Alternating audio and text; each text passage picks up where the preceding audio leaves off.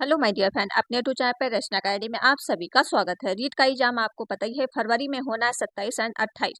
इसमें हम बात करेंगे ऑल प्रीवियस ईयर के क्वेश्चन जो सीडीपी क्वेश्चन पूछे गए हैं, प्राइमरी एंड जूनियर दोनों के लिए वीडियो होगी और मोस्ट इंपॉर्टेंट वीडियो है। शायद 2 घंटे की वीडियो ये हो सकती है, तो प्लीज़ वीडियो में लास्ट तक जरूर बने रहिएगा। यहाँ से आपको ये पता चलेगा कि आपके रीट के एग्जाम में सीडीपी तरह से क्वेश्चन किस तरह से पूछे जाते हैं और कुछ आपके न्यू क्वेश्चन भी इसमें शामिल है। तो चलिए फिर स्टार्ट करते हैं। एंड वीडियो आप लोग क्या है शेयर करिएगा, लाइक एंड चैनल को सब्सक्राइब।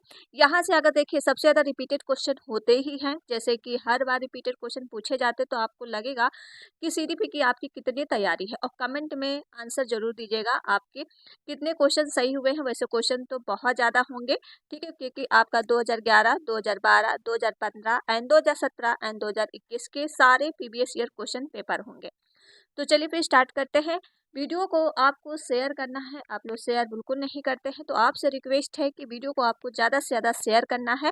लाइक, अगर चैनल पर पहली बार विजिट कर रहे हो तो चैनल को सब्सक्राइब जरूर कर लीजिए। और जो मैंने सीडीपी की क्लासेस आपको करवाई है, तो वो आप क्लासेस जरूर देख लीजिए, उसकी प्लेलिस्ट बनी हुई है, तो वहाँ से आप इसको देख सकते हो। तो हम चलते हैं क्वेश्चन पे।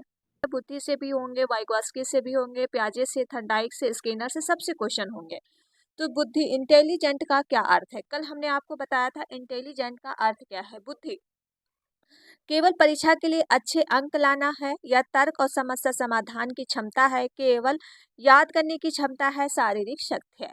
देखिए, बुद्धि आपका है किसी भी व्यक्ति में सीखने को, तर्क करने की, समस्या को हल करने में, नई परिस्थितियों में अनुकूलन करने की क्षमता को दर्शाता है। अब जब आपको क्या है कोई भी समस्या पड़ेगी, जैसे कि आपको पेपर रीड का क्वालिफाई करना है, तो ये आपके पास समस्या है, तो इसमें आप तर्क करोगे कि कैसे ये रीट को क्वालिफाई करे ताकि रीट शिक्षक भर्ती में बैठ पाए। तो तर्क आपने लगाया कि चलो क्लास कर लेते हैं, इसका सिलेबस क्या है, एनसीईआरटी बुक फॉलो कर लेते हैं, और कौन अच्छा पढ़ा रहा है क्लास देखते हैं, कौन प्रैक्टिस सेट दे रहा है प्रैक्टिस सेट लगाते हैं, मॉक टेस्ट लगाते हैं। तो आपने क्या किया, तर्क किया, समस्या का हल किया है। तो ये तो है, याद करने में केवल सहायक नहीं है, समझने में सबसे इम्पोर्टेंट सहायक है, और जो समझने में होता है वो क्या है काफी टाइम तक याद भी आपको रहता है। तो ये हो जाएगा आपका तर्क और समस्या समाधान की क्षमता। तो ऑप्शन इसका बी राइट हो जाएगा। केवल देखिए कहीं आ गया, केवल ये सब आपके होते हैं निगेटिव टैग वर्ड। जो हमने सीडीपी की टैग वर्ड की वीडियो कराई है, वो क्लास देख लीजिएगा, मोस्ट इंपॉर्टेंट है। वहां से आपकी जो है 10 से 15 नंबर कवर होंगे, आप क्वेश्चन सॉल्व करना जान जाएंगे। क्वेश्चन नंबर आपके पास हो जाएगा सेकंड। सेकंड क्वेश्चन दिया हुआ है, सेकंड का राइट आंसर कमेंट में देते रहो। बुद्धि का सबसे पहला वैज्ञानिक परीक्षण किसने किया था? आप बताओ, इसका जो है परीक्षण विकसित किसने किया था?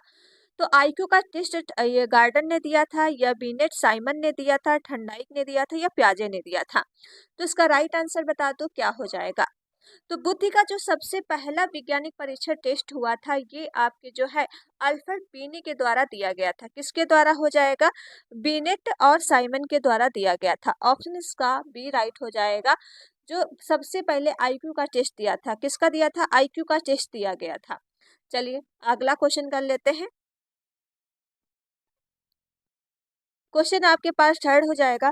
थर्ड क्वेश्चन दिया है आईक्यू बुद्धि लब्धि का पूरा नाम क्या है? पूछा गया है आईक्यू का जो है बुद्धि लब्धि का पूरा नाम क्या है। तो आपको जो पता है कि आईक्यू का फॉर्मूला क्या होता है, तो बताइए इसका राइट आंसर क्या है। इंटेलिजेंस आपका हो जाएगा, ये ऑप्शन बी राइट हो जाएगा। ये आप आईक्यू बराबर एक फॉर्मूला भी होता है, तो याद रखिएगा, मानसिक आयु बटे वास्तविक आयु इंटू 100 होता है।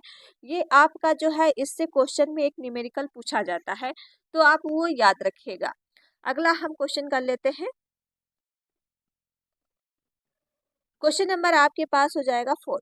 4 का राइट आंसर बता दो क्या है। इसमें दिया है बुद्धि के बहुआयामी सिद्धांत मतलब मल्टीपल इंटेलिजेंस थ्योरी को किसके प्रतिपादन किया है। तो ये आपको पता ही है कि जो है बहु गार्डन की थ्योरी दी गई है, तो ये हॉर्वर्ड गार्डनर के द्वारा दिया गया है। किसका सिद्धांत है बहुबुद्धि का आयामी सिद्धांत? तो हॉर्वर्ड गार्डनर। इन्होंने जो बुद्धि पे बात किया है 8 प्रकार की बुद्धि। एनसीईआरटी के थ्रू भी आप 8 प्रकार की ही मारिएगा, पेपर में भी आता 8 प्रकार के, ठीक है। तो कौन कौन सी 8 प्रकार की बुद्धि होती है, थोड़ा हम ये आपको बता देते हैं। एक होती है आपकी भाषायिक बुद्धि, ठीक है, एक होती है आपकी गणित बुद्धि, एक होती है आपकी दृश्य मतलब जो क्या स्थानिक से रिलेटेड जो होते हैं, चित्रकला बनाते हैं, भाषा से रिलेटेड रहते हैं, जैसे कवि वगैरह बन जाते हैं, लेखक बनते हैं, गणित से गणितज्ञ बनते हैं, ठीक है, जैसे इंजीनियर गणितज्ञ ये बन जाते हैं। और एक होता है दृश्य दार्शनिक मतलब आपका स्थानिक बुद्धि, ये आपकी जो होती है मूड वगैरह बनाते हैं। और शारीरिक जैसे क्रिकेट से रिलेटेड रहता है। संगीत एक बुद्धि होती है जो आपकी क्या है, उसमें संगीत मतलब लता मंगेशकर जैसे सिंगर लोग बन जाते हैं। अंतरह व्यक्ति जिसको होती है ये समाज से रिलेटेड रहता है, जैसे नेता वगैरह बनते हैं। और और आपका होता है अंतरह व्यक्ति होता है, तो ये होते आपकी क्या है साधु संत, और ये सॉरी नेता वगैरह ही बनते हैं, सॉरी साधु संत वगैरह बनते हैं, ठीक है। और ये आपकी हो जाएगी प्रकृति बुद्धि जो किसान वगैरह से रिलेटेड रहता है। तो ये चीज आपको पता चल गई है, 4 प्रकार की बुद्धि है। ये हमने कल बुद्धि की जो एक क्लास करवाई है, तो वो बुद्धि की क्लास आप देख लीजिएगा। पूरी 8 प्रकार की बुद्धियां के बारे में हमने पूरा डिटेल में बात की है। तो ये किसका राइट आंसर हो जाएगा, हॉर्बर्ट गार्डनर का। क्वेश्चन नंबर अगला कर लेते हैं और वीडियो आप लोग शेयर करते रहो। क्वेश्चन अगला हो जाएगा तरल एवं आपका दिया है स्टिकी बुद्धि जो है क्रिस्टली मतलब इंटेलिजेंट का सिद्धांत किसने दिया है। तरल एवं क्रिस्टली बुद्धि का सिद्धांत किसने दिया है, गार्डनर के द्वारा, पियाजे के द्वारा, कैटल के द्वारा, या फिर आपका हो जाएगा स्किनर के द्वारा। तो ये बताइए इसका राइट आंसर क्या हो जाएगा। तरल और क्रिस्टली बुद्धि का जो सिद्धांत दिया गया है ये रैमट कैटल के द्वारा दिया गया था। किसके द्वारा है, रैमट कैटल के द्वारा दिया गया है। तो ऑप्शन इसका हो जाएगा आपका सी, बिल्कुल राइट है। पूरा नाम याद रखिएगा, रैमट, रैमट कैटल। क्वेश्चन नंबर आपका पास हो जाएगा अगला। और जिसने अभी तक वीडियो को शेयर नहीं किया है तो प्लीज वीडियो को आप लोग शेयर कर दो, लाइक एंड चैनल को सब्सक्राइब जरूर कर लो अगर चैनल पर पहली बार विजिट कर रहे हो। अब चलते हैं, अगला क्वेश्चन हो जाएगा त्रिबुद्धि सिद्धांत। आपको बताना है त्रिबुद्धि सिद्धांत किसने दिया है। तो इसका राइट आंसर हो जाएगा स्टर्नबर्ग ने दिया है त्रिबुद्धि का सिद्धांत। कौन कौन सी दी है तो ये भी याद रखो। एक होती आपकी है विश्लेषणात्मक बुद्धि जो तर्क और समस्या पे आधारित होती है, ठीक है, तर्क और समस्या पे आधारित होती विश्लेषणात्मक बुद्धि। सेकंड आपकी बुद्धि होती है सृजनात्मक बुद्धि जो नवाचार और मौलिक सोच पे आधारित होती है।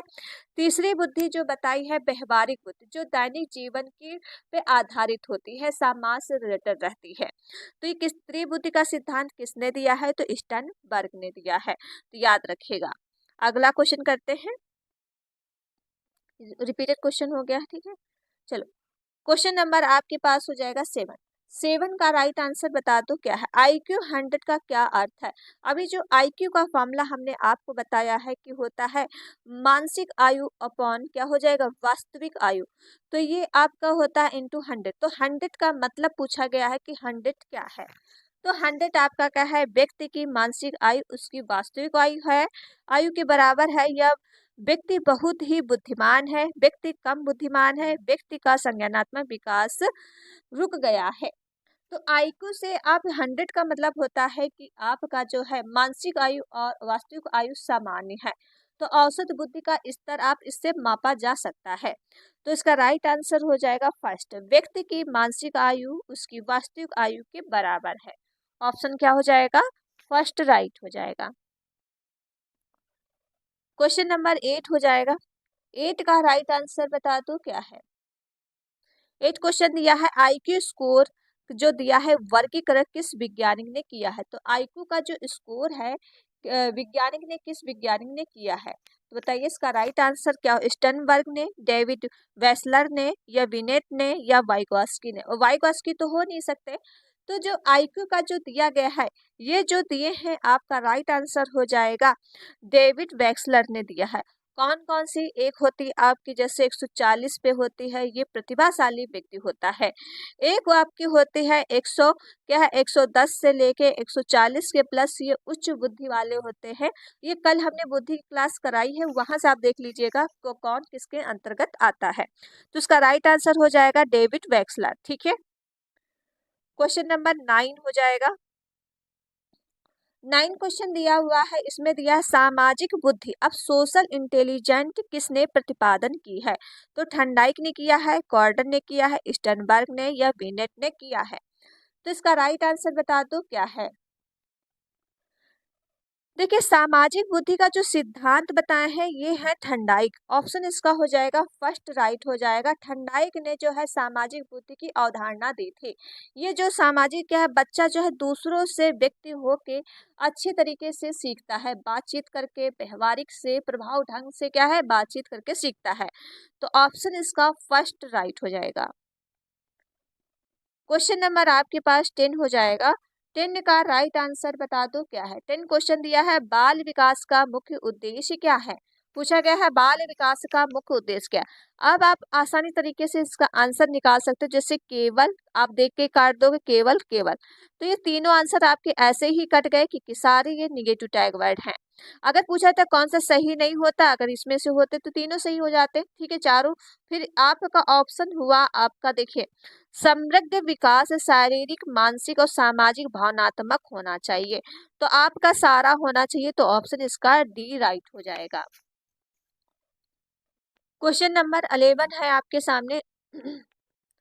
11 क्वेश्चन दिया है बाल विकास, चाइल्ड डेवलपमेंट किसने कहा जाता है? तो बताइए इसका राइट आंसर क्या हो जाएगा। चाइल्ड डेवलपमेंट किसे कहा जाता है? जन्म से किशोरावस्था तक होने वाले परिवर्तन को, केवल शिक्षक प्राप्त करना, केवल भाषा का विकास, केवल खेलकूद। अब आपके केवल आ गए तो ऐसे ही कट गए, हो जाएगा इसका राइट आंसर जन्म में से किशोरावस्था तक होने वाले परिवर्तन को कहा जाता है बाल विकास की प्रक्रिया। किसके इसमें होता है? शारीरिक विकास होता है, मानसिक विकास होता है, भावनात्मक का विकास होता है, सामाजिक गुणों का परिवर्तन आता रहता है। तो ये क्या है, निरंतर आपका जो है विकास होता रहता है, जन्म से लेके मृत्यु तक आपका जो है विकास होता है, ठीक है, याद रखिएगा। अगला क्वेश्चन करते हैं। क्वेश्चन नंबर आपके पास 12 है, और जिसने अभी तो वीडियो को शेयर नहीं किया है तो प्लीज वीडियो को आप लोग शेयर करो, लाइक एंड चैनल को सब्सक्राइब जरूर कर लो। अगर चैनल पर पहली बार विजिट कर रहे हो, आप लोग वीडियो शेयर ही नहीं करते हो, कोई भी वीडियो आज तक वायरल नहीं हुआ है, क्योंकि आप लोग वीडियो पता नहीं शेयर क्यों नहीं करते हो। आपको कंटेंट इतना अच्छा मिल रहा है और इतने क्वेश्चन हमें बनाने में भी काफ़ी टाइम लगता है, पूरी मेहनत लगती है, लेकिन आपका शेयर बिल्कुल लो रहता है, एक भी शेयर नहीं होता। जब हमने अपना चेक किया तो आप भी एक कोई वीडियो ही नहीं शेयर करता है। तो बताइए अगर कोई कमी है तो ये भी आप बता दीजिए कि क्या कमी है, ठीक है, क्योंकि क्वेश्चन आपके ऐसे ही रीत में आते हैं। और अगर आपको चीज़ें समझ में नहीं आ रही तो कमेंट में आप आंसर बता सकते हो, लेकिन वीडियो आप लोग शेयर जरूर करिए। सपोर्ट प्लीज़, आप लोगों को बस सपोर्ट ही करना है, इससे अलावा आपसे जहाँ ही कोई पैसा ले रहे हैं, ना ही कुछ ले रहे, आपको फ्री में क्लासेस दी जा रही है बिल्कुल। और क्या है, बिल्कुल एनसीईआरटी बेसिस पे क्लास हम आपको करवा रहे हैं। अब भाई अगला क्वेश्चन बता दो 12th का राइट आंसर क्या है। इसमें दिया है बाल विकास के संज्ञानात्मक सिद्धांत को किसने प्रतिपादित किया है? तो किसने प्रतिपादित किया है, तो इसका राइट आंसर क्या है। हमने आपको पढ़ाया है कि बाल विकास के संज्ञानात्मक, जब संज्ञानात्मक जुड़ गया तो ये आपके हो जाएंगे प्याजे जी। प्याजे किसका सिद्धांत बताते हैं? संज्ञानात्मक। वाइगॉस्की होते समाज संस्कृत का सिद्धांत, स्किनर होते हैं भाषा का सिद्धांत। फरायड बता दो किससे रिलेटेड है, तो इसका राइट आंसर हो जाएगा बी राइट हो जाएगा। और प्याजे के द्वारा जो है 4 अवस्थाएं बताई गई हैं। तो एक अवस्था के बारे हमने बात किया है, जैसे संवेदी मोटर अवस्था होती है 0 से 2 वर्ष के लिए। आपकी पूर्व सक्रियात्मक अवस्था आती है 2 से 7 वर्ष के लिए, या 2 से 6 भी कहा जाता है। एक होती है मूर्त अवस्था जो आपकी 7 से लेके 11 वर्ष के लिए। एक आपकी औपचारिक सक्रियात्मक अवस्था आती है जो 11+। तो प्याजे के द्वारा 4 अवस्थाएं दी गई हैं, तो ये अवस्थाएं की एज भी याद रखेगा, क्योंकि अवस्था इसलिए हम रिपीट कर देते हैं, एक क्वेश्चन आपका अवस्था से पूछा ही जाएगा, तभी हम आपको पूरा ही बता देते हैं। क्वेश्चन नंबर आपके पास हो जाएगा अगला। बाल विकास के निकट विकास क्षेत्र मतलब Z period zone of flexible development का सिद्धांत किसने दिया? कई बार ये हम आपको बता ही चुके हैं, तो ये वाइगॉस्की के द्वारा दिया गया है। ये होता है आपका संभावित विकास होता है, ठीक, सहायता, हेल्प होता है, जिसकी क्या है आप सहयोग के माध्यम से अच्छा स्कोर कर सकते हो। जैसे जेडपीडी क्या होता है थोड़ा याद रखिएगा। जैसे कि रीट की आप एग्जाम तैयारी कर रहे हो और रीट में आपका स्कोर जो है बिना अपने आप से कितना ला रहे हो 75 या 79, लेकिन जब हम आपको वीडियो करा रहे हैं, डेली क्लासेस दे रहे हैं, आप डेली पढ़ रहे हो, तो इससे आप क्या क्या स्कोर हासिल कर पा रहे हैं 120 प्लस, क्योंकि आपने जो है जो हमने गाइडेंस दिया है, जो हमने आपको क्लास करवाई है, उससे आपने सीखा है। हमसे क्या आपने ली है, सहायता ली है। जहाँ पे आपको सहायता सहयोग आ जाए ये होता है जेडपीडी। तो ये किसने दिया है, वाइगॉस्की ने दिया है। तो ऑप्शन इसका सी राइट हो जाएगा। क्वेश्चन नंबर आपके पास हो जाएगा 14। चलिए 14 क्वेश्चन है, बाल विकास के कितने प्रमुख आयाम होते हैं। तो पूछा गया है बाल विकास के कितने प्रमुख आयाम होते हैं। तो इसका राइट आंसर क्या हो जाएगा, 2 होते हैं, 3 होते हैं, 4 होते हैं या 5। देखिए बाल विकास के प्रमुख आयाम जो होते हैं 4 होते हैं। और 4 कौन कौन होता है याद रखो। एक होता आपका है क्या है, फिजिकल फिजिकल डेवलपमेंट होता है, मतलब शारीरिक विकास होता है। ठीक है, शारीरिक विकास होता है, याद रखो। एक होता है आपका शारीरिक विकास, दूसरा होता है आपका संज्ञानात्मक विकास। क्या होता है, संज्ञानात्मक विकास, राइटिंग थोड़ी वैसी होगी। ठीक है, और तीसरा आपका होता है सामाजिक और भावनात्मक विकास। क्या हो जाएगा, सामाजिक और भावनात्मक विकास। चौथा आपका होता है भाषायिक विकास, लैंग्वेज डेवलपमेंट। तो याद रखिएगा सारे 4 विकास होते हैं। अगला क्वेश्चन कर दो। क्वेश्चन नंबर आपके पास 15 हो जाएगा और 15 का राइट आंसर बता दो क्या है। 15 क्वेश्चन दिया है, अनुकरण के माध्यम से बच्चे सीखते हैं, यह किसने कहा। तो किसने कहा है, ये हमने आपको स्टेटमेंट कराए हैं कल की वीडियो में। तो बताओ अनुकरण जो है के माध्यम से बच्चे सीखते हैं, किसने कहा है। तो ये क्या फर्रायट ने कहा है, या स्किनर ने कहा है, या फिर बंडोरा ने, या ब्रूनर ने कहा है। तो अनुकरण जो आपका होता है, अनुकरण क्या है, ये सामाजिक अधिगम से सिद्धांत का रिलेटेड है। ये अल्बर्ट बंडूरा ने कहा है बच्चा कैसे सीखता है, नकल करके सीखता है। बच्चा कैसे सीखता है, नकल करके।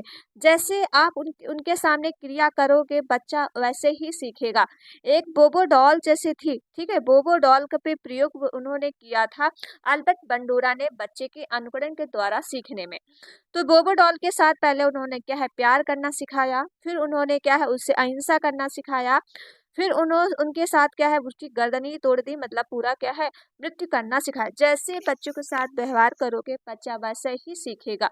तो ये अनुकरण जो माध्यम सीखा जाता है, ये अल्बर्ट बंडूरा। ऑप्शन इसका सी राइट हो जाएगा। अगला क्वेश्चन कर लेते हैं।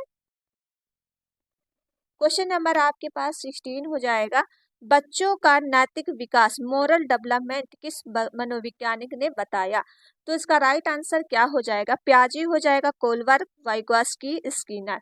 तो इस देखिए मोरल डेवलपमेंट की जो थ्योरी दी गई है ये आपकी जो है कोलवर्ग है। हमने आपको की पॉइंट बताए वैसे भी है। जब आपका नैतिक विकास या मोरल डेवलपमेंट आ जाए तो किसका दिया गया है, कोलवर्ग का दिया गया है। लॉरेंस कोलवर्ग ने इस पे बात की है। कितनी स्टेट थी, तो स्टेट याद रखो आपकी लेवल जो थी 3 थी और स्टेट आपकी 6, क्योंकि इसमें दो दो आपकी बटी हुई है। एक स्टेट आपकी हो जाएगी पूर्व परंपरागत अवस्था, ये होती है आपकी जो है 4 से लेके 10 ईयर के लिए होती है। एक स्टेज आपकी सेकेंड होती है परंपरागत अवस्था जो 10 से लेके 13 ईयर के लिए होती है, याद रखो। एक होती उत्तर परंपरागत अवस्था, तीसरी वाली जो क्या है 13 प्लस में होती है। तो ये आप तीनों स्टेट याद रखोगे, इसमें आपकी जो है दो दो बटी हुई है।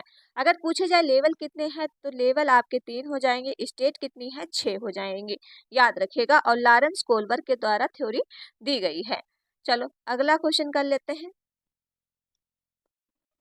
क्वेश्चन नंबर आपके पास हो जाएगा 17 क्वेश्चन दिया है, संस्कृत विकास की अवधारणा मतलब कल्चर डेवलपमेंट कॉन्सेप्ट किसने दी है। तो इसका राइट आंसर क्या हो जाएगा। अभी हमने बताया कि वाइगॉस्की किससे जुड़े, समाज, संस्कृत, भाषा। कहीं भी आपको संस्कृत देखने को मिल जाए, समाज देखने को मिल जाए तो हमेशा आप मारोगे वाइगॉस्की। ऑप्शन हो जाएगा आपका फर्स्ट राइट है। क्वेश्चन नंबर 18 है आपके सामने। 18 क्वेश्चन दिया हुआ है, बाल विकास की प्रक्रिया में खेल का क्या महत्व है। तो बाल विकास में प्रक्रिया में खेल का क्या महत्व है? बच्चा जब खेलेगा तो क्या होगा भाई? बच्चा जब खेलेगा शारीरिक विकास होगा, उसका सामाजिक विकास होगा, उसका मानसिक विकास होगा, हर प्रकार का विकास होगा। तो इसका राइट आंसर क्या हो जाएगा? शारीरिक विकास, मानसिक विकास और सामाजिक विकास के लिए। तो जैसे शारीरिक ताकत संतुलन बनता है, मानसिक क्या समस्या समाधान निर्णय लेने की क्षमता बढ़ती है, सामाजिक क्या होता है हर व्यक्ति से वार्तालाप करता है, तो ये भी आपका अच्छा है। तो विकास कैसा होना चाहिए?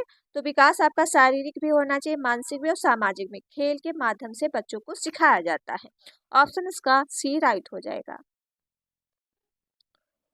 क्वेश्चन नंबर 19 हो जाएगा आपके सामने। 19 क्वेश्चन दिया हुआ है, बच्चे के भाषा विकास में सबसे अधिक महत्वपूर्ण कारक क्या है? तो महत्वपूर्ण कारक क्या है? केवल माता पिता हो जाएंगे, केवल स्कूल या सामाजिक वातावरण और संचार या केवल किताबें। अब आपके सामने सारे केवल आ गए हैं, तो ये सब होते हैं निगेटिव टैग वर्ड। ठीक है, ये आपका पूछा नहीं गया है। पूछा गया है बच्चे के भाषा विकास में सबसे महत्वपूर्ण क्या है? तो ये हो जाएगा आपका सामाजिक और वातावरण का और संचार। ऑप्शन इसका सी राइट हो जाएगा। सॉरी, क्वेश्चन नंबर आपके पास 20 हो जाएगा। 20 क्वेश्चन दिया है सीखना, मतलब सीखने का क्या अर्थ है? लर्निंग, लर्निंग पूछा गया है। लर्निंग किसके माध्यम से आती? क्या आप याद करके लर्निंग करते हो? ठीक है, या जंजात होती है, या फिर आप परीक्षा पास करने के लिए ही पढ़ते हो? तो लर्निंग आपकी जो है स्थायी होता है, ये अधिगम का एक हिस्सा होता है, जो आप क्या है अनुभव के माध्यम से व्यवहारों में स्थायी परिवर्तन करते हो, उसे ही कहा जाता है लर्निंग।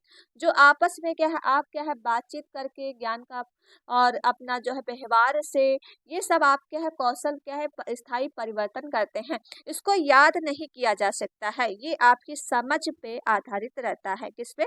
समझ पे। तभी तो आपका स्थायी, अब याद करोगे क्या है दूसरे दिन भूल जाओगे। इसका राइट आंसर हो जाएगा ऑप्शन बी राइट हो जाएगा। क्वेश्चन 21 है आपके सामने। 21 क्वेश्चन दिया है, अनुबंधन सिद्धांत तो किसने किसने दिया है? तो अनुबंधन सिद्धांत किसने दिया है? बीएफ स्किनर ने, पाउलो ने, पियाजे ने, वाइगोत्स्की ने। तो अनुबंधन सिद्धांत की थ्योरी किसने दिया है? अनुबंधन सिद्धांत ने जो देखे, ये थ्योरी दी गई है इवान पालाओ ने दिया है। किसने दिया है? इवान पालाओ ने दिया है। जो पालाओ थे वो कुत्ते पे प्रयोग किए थे। किस पे प्रयोग किए थे? कुत्तों पे प्रयोग किए थे, क्योंकि उन्होंने कुत्तों पे एक क्या है जैसे कि भोजन उन्होंने क्या है एक घंटी घंटी बजती थी तब उसको क्या है खाना मिलता था।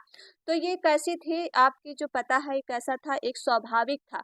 ठीक है, जब उसको लगता था घंटी बजेगी तब मुझे खाना मिलेगा। तो इवान पालाओ हो जाएगा। ऑप्शन इसका बी राइट है। क्वेश्चन नंबर 22 है, प्रभाव का नियम, मतलब आपका प्रभाव का नियम किस मनोवैज्ञानिक ने दिया? लॉ ऑफ इफेक्ट बता दी। तो इसका राइट आंसर क्या हो जाएगा?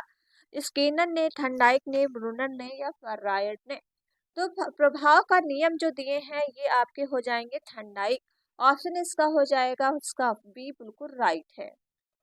क्वेश्चन नंबर आपके पास 23 हो जाएगा। और जिसने अभी तक वीडियो को शेयर नहीं किया है तो पहले तो वीडियो को शेयर करके आओ, लाइक एंड चैनल को सब्सक्राइब जरूर कर लो अगर चैनल पर पहली बार विजिट कर रहे हो। और क्वेश्चन आपको अच्छे ही लग रहे होंगे, उम्मीद है ये क्वेश्चन आपको बहुत ही अच्छे लगे हैं, क्योंकि यहाँ से क्वेश्चन आपको मोस्ट इम्पॉर्टेंट है, वेरी इंपॉर्टेंट क्वेश्चन हम ढूंढ के आपको लेके आए हैं। तो बताओ इसका राइट आंसर क्या है? प्रचालन अनुबंधन सिद्धांत किसने दिया? तो प्रचालन अनुबंधन का सिद्धांत किसने दिया है? पियाजे ने, स्किनर ने, वाइगोत्स्की या पालाओ ने। तो बताइए इसका राइट आंसर क्या हो जाएगा? प्रचालन का सिद्धांत किसने दिया है? तो प्रचालन का जो सिद्धांत है बीएफ स्किनर ने दिया है। क्या हो जाएगा? बीएफ स्किनर ने दिया है। ऑप्शन इसका बी राइट हो जाएगा। क्वेश्चन 24 देख लो। 24 क्वेश्चन दिया हुआ है आपके सामने। सीखने की प्रक्रिया को प्रभावित करने वाले कारक को कौन कौन से हैं? तो सीखने के बताइए कौन कौन से हो सकते हैं? आनुवंशिकता और वातावरण, केवल शिक्षक, केवल परीक्षा, केवल इनाम और दंड के माध्यम से बच्चों को सिखाया जा सकता है। देखिए, सीखने के कई कारक हो सकते हैं, जैसे कि आपका आनुवंशिक से सिखा सकते हो, वातावरण से सिखा सकते हो, प्रेरणा से सिखा सकते हो मतलब मोटिवेशन के साथ सिखा सकते हो जो आपकी आंतरिक और बाह्य दोनों होती है। शिक्षण विधियों के सिखा सकते हो, टीचिंग मेथड से। रुचि क्या है, जब शिक्षण विधियां आपकी रुचिकर होगी तो बच्चा क्या है, सीखेगा ही सीखेगा। वातावरण मतलब परिवार अच्छा होगा, समाज अच्छा होगा, विद्यालय अच्छा होगा, इन्वायरमेंट अगर उसको अच्छा मिल गया, बच्चा क्या है, बहुत ही अच्छी तरीके से सीख लेगा। अनुवांशिकता क्या होता है, जैसे कि आपकी जो हेरिडिटी, जैसे कि हेरिडिटी बौद्धिक क्षमता अच्छी होगी, स्मरण शक्ति अच्छी होगी। परिवार, जितना आपका परिवार ध्यान देगा उतना ही आप अच्छा सीखोगे। तो ये आपका हो जाएगा फर्स्ट राइट हो जाएगा। क्या हो जाएगा, हेरिडिटी और इन्वायरमेंट। ऑप्शन इसका फर्स्ट राइट है। वैसे हम इंग्लिश में आपको बता ही देते हैं ऑप्शन, ठीक है। और आप लोग कमेंट करते हो मैम बाई लैंग्वेज क्वेश्चन लिया करो। देखिए लिखने में बहुत ज़्यादा टाइम लगता है क्योंकि अकेले ही सारा काम करना पड़ता है। तो इसीलिए जो आपको आपको जैसे डिफिकल्ट लगता है तो उसके मैं आपको इंग्लिश लिख के बता ही देती हूँ, और एक्सप्लेन तो थोड़ा बहुत मैं आपको इंग्लिश में भी कर देते हैं। जैसे कि 25 हो जाएगा, आधिकारिक अधिगम सिद्धांत किसने दिया है। तो आधिकारिक अधिगम का सिद्धांत किसने दिया है, तो इसका राइट आंसर क्या हो जाएगा, बताइए। ब्रूनर ने दिया है, स्किनर, बंडूरा, थंडाइक। तो आधिकारिक जो आपका सिद्धांत दिया गया है अल्बर्ट बंडूरा ने दिया है। क्या हो जाएगा, अल्बर्ट बंडूरा ने दिया है। तो ऑप्शन इसका सी राइट हो जाएगा। अगला क्वेश्चन कर लेते हैं। अल्बर्ट बंडूरा का जो सिद्धांत है सामाजिक अधिगम का सिद्धांत, ठीक है। हम चलते हैं अगले क्वेश्चन पे। क्वेश्चन नंबर आपके पास 26 हो जाएगा। 26 है, सार्थक अधिगम मतलब सार्थक अधिगम की अवधारणा किसने दी। तो सार्थक अधिगम की अवधारणा किसने दी है, बताइए। इसका राइट आंसर क्या हो जाएगा। ये नाम आपने क्या है कमी सुना होगा, एजेवल और स्किनर, प्याजे, मैस्लो। लेकिन आपने एजेवल क्यों सुना कम होगा, क्योंकि इनका नाम डेविड अजूवल है, पूरा नाम है डेविड अजूवल, ठीक है। सार्थक अधिगम की अवधारणा किसने दी है, तो ये हो जाएंगे आपका जो हो जाएगा डेविड अजूवल। ये क्या है, पूर्व जानकारी में नई जानकारी को क्या है प्रभावी तरीके से सिखाते हैं। तो ये रटने के विपरीत होते, जब आपकी पूर्व जानकारी है उसमें नया ज्ञान जोड़ देते हैं तो बच्चा क्या है उस बहुत ही तरीके से अच्छी तरीके से सीख सकता है। हम चलते हैं अगले क्वेश्चन पे। क्वेश्चन नंबर अगला हो जाएगा, निकट विकास का क्षेत्र जॉन ऑफ पर्सनल डेवलपमेंट का सिद्धांत किसने दिया। कई बार हम आपको बता ही चुके वाइगोस्की, तो इस पे हम टाइम नहीं गवाएंगे। हम चलते हैं अगले क्वेश्चन पे। क्वेश्चन नंबर आपके पास हो जाएगा 28। बालकों में सीखने को बेहतर बनाने के लिए शिक्षक को क्या करना चाहिए। अब बता दो शिक्षक को क्या करना चाहिए। केवल रटने पर जोर देना चाहिए, केवल परीक्षा परिणाम पर ध्यान देना चाहिए, गतिविधियों आधारित शिक्षण अपनाना चाहिए, केवल अनुशासन पर ध्यान देना चाहिए। आपके सामने आ गए केवल केवल केवल, ये सारे हो गए निगेटिव पॉइंट। और ये आपके सामने सबसे अच्छा पॉइंट हो जाएगा, गतिविधियां आधारित शिक्षण अपनाना चाहिए। जितना बच्चों को आप गतिविधियों के माध्यम से पढ़ाओगे, बच्चा क्या है आनंदमय होगा, रुचिमय होगा, व्यवहारिक होगा, समस्या समाधान, तार्किक सोच विकसित करेगा, ठीक है। तो ऑप्शन इसका हो जाएगा सी राइट है। क्वेश्चन नंबर आपके पास 29 है आपके सामने। 29 क्वेश्चन है, व्यक्तित्व मतलब व्यक्तित्व का शाब्दिक अर्थ क्या है। तो बताइए इसका व्यक्तित्व का शाब्दिक अर्थ क्या है। ये हो जाएगा, केवल बाहरी रूप से व्यक्ति के शरीर का गुण होता है, या फिर आपके सामने हो जाएगा केवल मानसिक गुण होता है, या व्यक्ति के संपूर्ण शारीरिक मानसिक भावनात्मक गुणों को समावेश होता है। तो व्यक्तित्व जो पर्सनालिटी आपकी होती है ये होती है आपके व्यक्ति के संपूर्ण शारीरिक मानसिक और भावनात्मक गुणों का समावेश होता है। तो ऑप्शन इसका सी राइट हो जाएगा। क्वेश्चन नंबर आपके पास 30 हो जाएगा। 30 क्वेश्चन देखिए कंप्लीट कर रहे हैं, ठीक है। 30 क्वेश्चन है, मनोविश्लेषणात्मक सिद्धांत किसने दिया है। तो मनोविश्लेषणात्मक सिद्धांत कई बार हम आपको बता ही चुके हैं। मनोविश्लेषणात्मक का सिद्धांत जो है ये सिगमंड फ्रायड ने दिए हैं। इन्होंने 3 पर बात की है, जैसे कि 3 घटक है, जैसे आपका होता है एक इड होता है, एक ईगो होता है, एक आपका सुपर ईगो होता है। क्या होता है, सुपर ईगो होता है, ठीक है, सुपर ईगो होता है। ओके, इड को भाई इंग्लिश में लिख देते हैं इड, और ईगो और सुपर ईगो। चलिए, ईड क्या होता है थोड़ा आप जानिएगा। ईड जो होती है जन्मजात जो प्रवृत्तियां होती है इच्छाओं से संबंधित होता है, ठीक। जो आपकी जन्मजात मतलब जन्म से जो आपकी इच्छा होती है इससे आपको संबंधित होता है ईड। अब ईगो क्या होता है, ये जो आपकी होती है यथार्थवादी सोच सोच और समाज समायोजन की क्षमता को दर्शाता है। मतलब समाज और सोच आपकी क्षमता को दर्शा, जैसा समाज करेगा आप उस तरह से करोगे। इसमें क्या होता है, इसमें जन्मजात होती है, जैसे कि जन्म से जो आपकी ख्वाहिश है इसमें आप समाज के अकॉर्डिंग चलते हो। सुपर ईगो क्या होता है, नैतिक और सामाजिक मूल्यों को प्रतिनिधित्व करता है, ठीक है। नैतिक मूल्यों को आप सामाजिक मूल्यों को प्रतिनिधित्व करोगे। ये आपकी सिगमंड फ्रॉइड ने 3 घटक बताए थे, ईड, ईगो और सुपर ईगो। समझ में आ गया होगा। मनोविश्लेषणात्मक का सिद्धांत जो दिया है सिगमंड फ्रॉइड ने दिया है। क्वेश्चन आपके पास हो जाएगा 31, देख लो। 31 क्वेश्चन दिया हुआ है, व्यक्तित्व के कितने प्रमुख कारक होते हैं। पूछा गया है व्यक्तित्व के कितने प्रमुख कारक होते हैं, तो बता दो इसका राइट आंसर क्या हो जाएंगे। 2 होते हैं, 3 होते हैं, 4 होते हैं या 5 होते हैं। व्यक्तित्व के आपके जो कारक होते हैं 3 होते हैं। कौन कौन से 3 होते हैं, तीनों व्यक्तित्व के कारक याद रखिएगा। महत्वाकांक्षी होता है, एक अंतर्मुखी, एक बहिर्मुखी होता है। महत्वाकांक्षी क्या होता है, दोनों चरम सीमाओं का व्यक्तित्व या अंतर्मुखी और बहिर्मुखी का होता है, मतलब दोनों के अंतर्गत आता है। अंतर्मुखी होता है जो शांत और चिंतनशील और सामाजिक रूप से कम क्रियाशील होता है। बहिर्मुखी होता है जैसे ऊर्जावान होगा, ठीक है, आपका ऊर्जावान होगा, सामाजिक होगा और दूसरों के साथ संवाद करने में रुचि रखने वाला होता है। तो ये आपके 3 होते हैं व्यक्तित्व प्रकार के। तो ऑप्शन इसका थर्ड राइट हो जाएगा। समझ में आ गया होगा। देखिए, जब हम थ्योरी आपको वैसे भी करा ही रहे धीरे धीरे, और थ्योरी कराएंगे तो आपको समझ में आ जाएगा। वैसे मैंने आपको स्पीड कर लिया, दोबारा फिर से सुन लीजिएगा। क्वेश्चन नंबर आपके पास हो जाएगा, आत्म अवधारणा मतलब सेल्फ कॉन्सेप्ट का अर्थ क्या है। तो बताइए सेल्फ कॉन्सेप्ट का अर्थ क्या है। दूसरों को समझना, अपनी क्षमताओं या विशेषताओं की पहचान करना, दूसरों की प्रशंसा करना, केवल सामाजिक और संबंधों को सुधारना।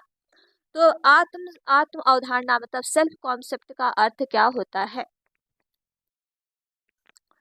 सेल्फ कॉन्सेप्ट का अर्थ होता है जो अपनी क्षमताओं और विशेषताओं को पहचानना, ठीक। अपनी क्षमता, जब आप अपनी क्षमता पहचान पा रहे हो, अपने विचार पहचान पा रहे हो, अपनी भावनाओं को, अपनी पहचान कि क्या है आपके भाव, क्या है आपको बनना, ठीक है। जब आप अपने अंदर क्षमताओं को पहचान लोगे उसे ही कहते हैं आत्म अवधारणा, सेल्फ कॉन्सेप्ट। ऑप्शन इसका बी राइट हो जाएगा। क्वेश्चन आपके 33 हो जाएगा। 33 क्वेश्चन दिया है, बिग 5 फैक्टर मॉडल में से कौन सा गुण होते हैं। तो बिग 5 जो है आपके में से कौन कौन से गुण होते हैं। बिग 5 फैक्टर मॉडल बताइए कौन कौन से गुण होते हैं। देखिए, ईमानदारी, आत्मसम्मान, बुद्धिमत्ता, धैर्य, सृजनात्मकता, खुलापन, कर्तव्यनिष्ठ, बहुमुखता, सहमता, निडरता या विनम्रता या दृढ़ता, निडरता, आत्मनियंत्रण या फिर प्रेरणा, आत्मविश्वास, संचार कौशल, धैर्य, सहनशीलता, निष्ठा। अब बता दो इसका राइट आंसर क्या हो जाता है। वीक 5 फैक्टर मॉडल क्या है। वीक 5 फैक्टर जो मॉडल आपके हैं 5 पहलुओं पर आधारित है, ठीक है। इसके 5 पहलुओं पर आधारित है। कौन कौन से हो जाएंगे, एक होता है आपका खुलापन, एक होता है कर्तव्यनिष्ठ, एक होता है बहिर्मुखता, एक होता है सहमतता, एक होता है तंत्रिकता। अब इनके बारे में अगर आप जानोगे खुलापन क्या होता है, ठीक है, जानोगे खुलापन क्या होता है। देखिए, हम आपको एक एक चीज को एक्सप्लेन कर देते हैं खुलापन क्या होता है। नई चीजें सीखने और कल्पना जो है आपकी शीलता में रुचि रखता है। आप जब नई चीजें सीखते हैं तो आपकी रुचि लगेगी, कल्पना लगेगी, ये होता है खुलापन। अब चलते हैं कर्तव्य निष्ठा क्या होता है। कर्तव्य निष्ठा होता है आत्म मतलब आत्म नियंत्रण और संगीत में प्रवृत्त करता है, जो आपको आत्म नियंत्रण बनाए रखे, ठीक है, वो होता है कर्तव्य निष्ठा। बहिर्मुखता क्या होता है, जो सामाजिक और आत्मविश्वास को सक्रियता रखता है, मतलब समाज के अकॉर्डिंग आप सीखते हो, उसमें आप समाज के मूल्यों को विश्वास में रखते हो कि समाज जो रूल बनाए हैं वो अच्छे ही बनाए हैं, ये होता है बहिर्मुखता। अब चलते हैं सहमतता क्या होता है। सहमतता जो आपका होता है सहयोग और दयालु और सहानुभूति का होता है। कैसा होता है इसमें सबका सहयोग करेगा, सबकी सहायता करेगा, सबकी हेल्प करेगा और सबके ऊपर सहानुभूति मतलब भाव भाव से उसका जुड़ा रहता है, वो होता है सहमतता। और तंत्रिका तंत्र क्या होता है, ये भावनात्मक स्थिरता और अस्थिरता दोनों होता है। मतलब किसी किसी पे भाव दिखाएगा, किसी किसी पे भाव नहीं दिखाएगा, तो ये दोनों होता है। ठीक है, समझ में आ गया होगा, तो ऑप्शन इसका बी राइट हो जाएगा। अगर समझ में आ गया है तो वीडियो को शेयर कर दो, लाइक एंड चैनल को सब्सक्राइब जरूर कर लो अगर चैनल पर पहली बार विजिट कर रहे हो। क्वेश्चन नंबर आपके पास हो जाएगा 34।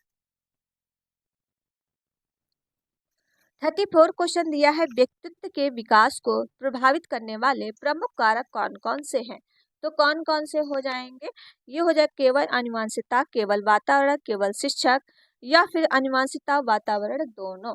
व्यक्तित्व को जो प्रभावित करते हैं आपके दोनों होते हैं, आनुवंशिकता और वातावरण दोनों ही प्रभावित होते हैं। ऑप्शन का डी राइट हो जाएगा, क्योंकि हेरिडिटी भी इम्पोर्टेंट है, आपका इन्वायरमेंट भी इम्पोर्टेंट है।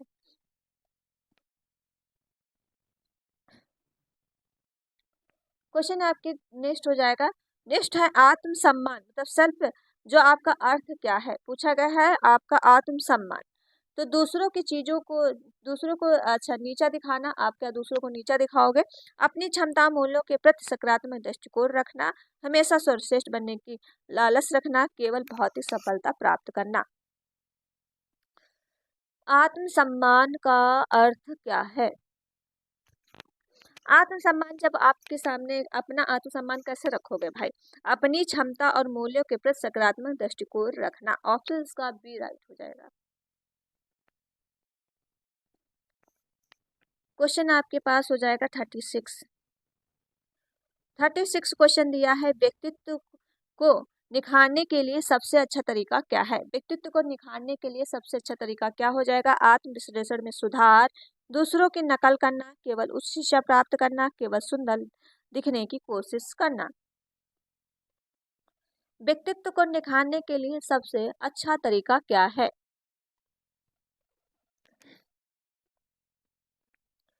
ये हो जाएगा आपका आत्म आत्म और विश्रात्म में सुधार। ऑप्शन इसका फर्स्ट राइट हो जाएगा।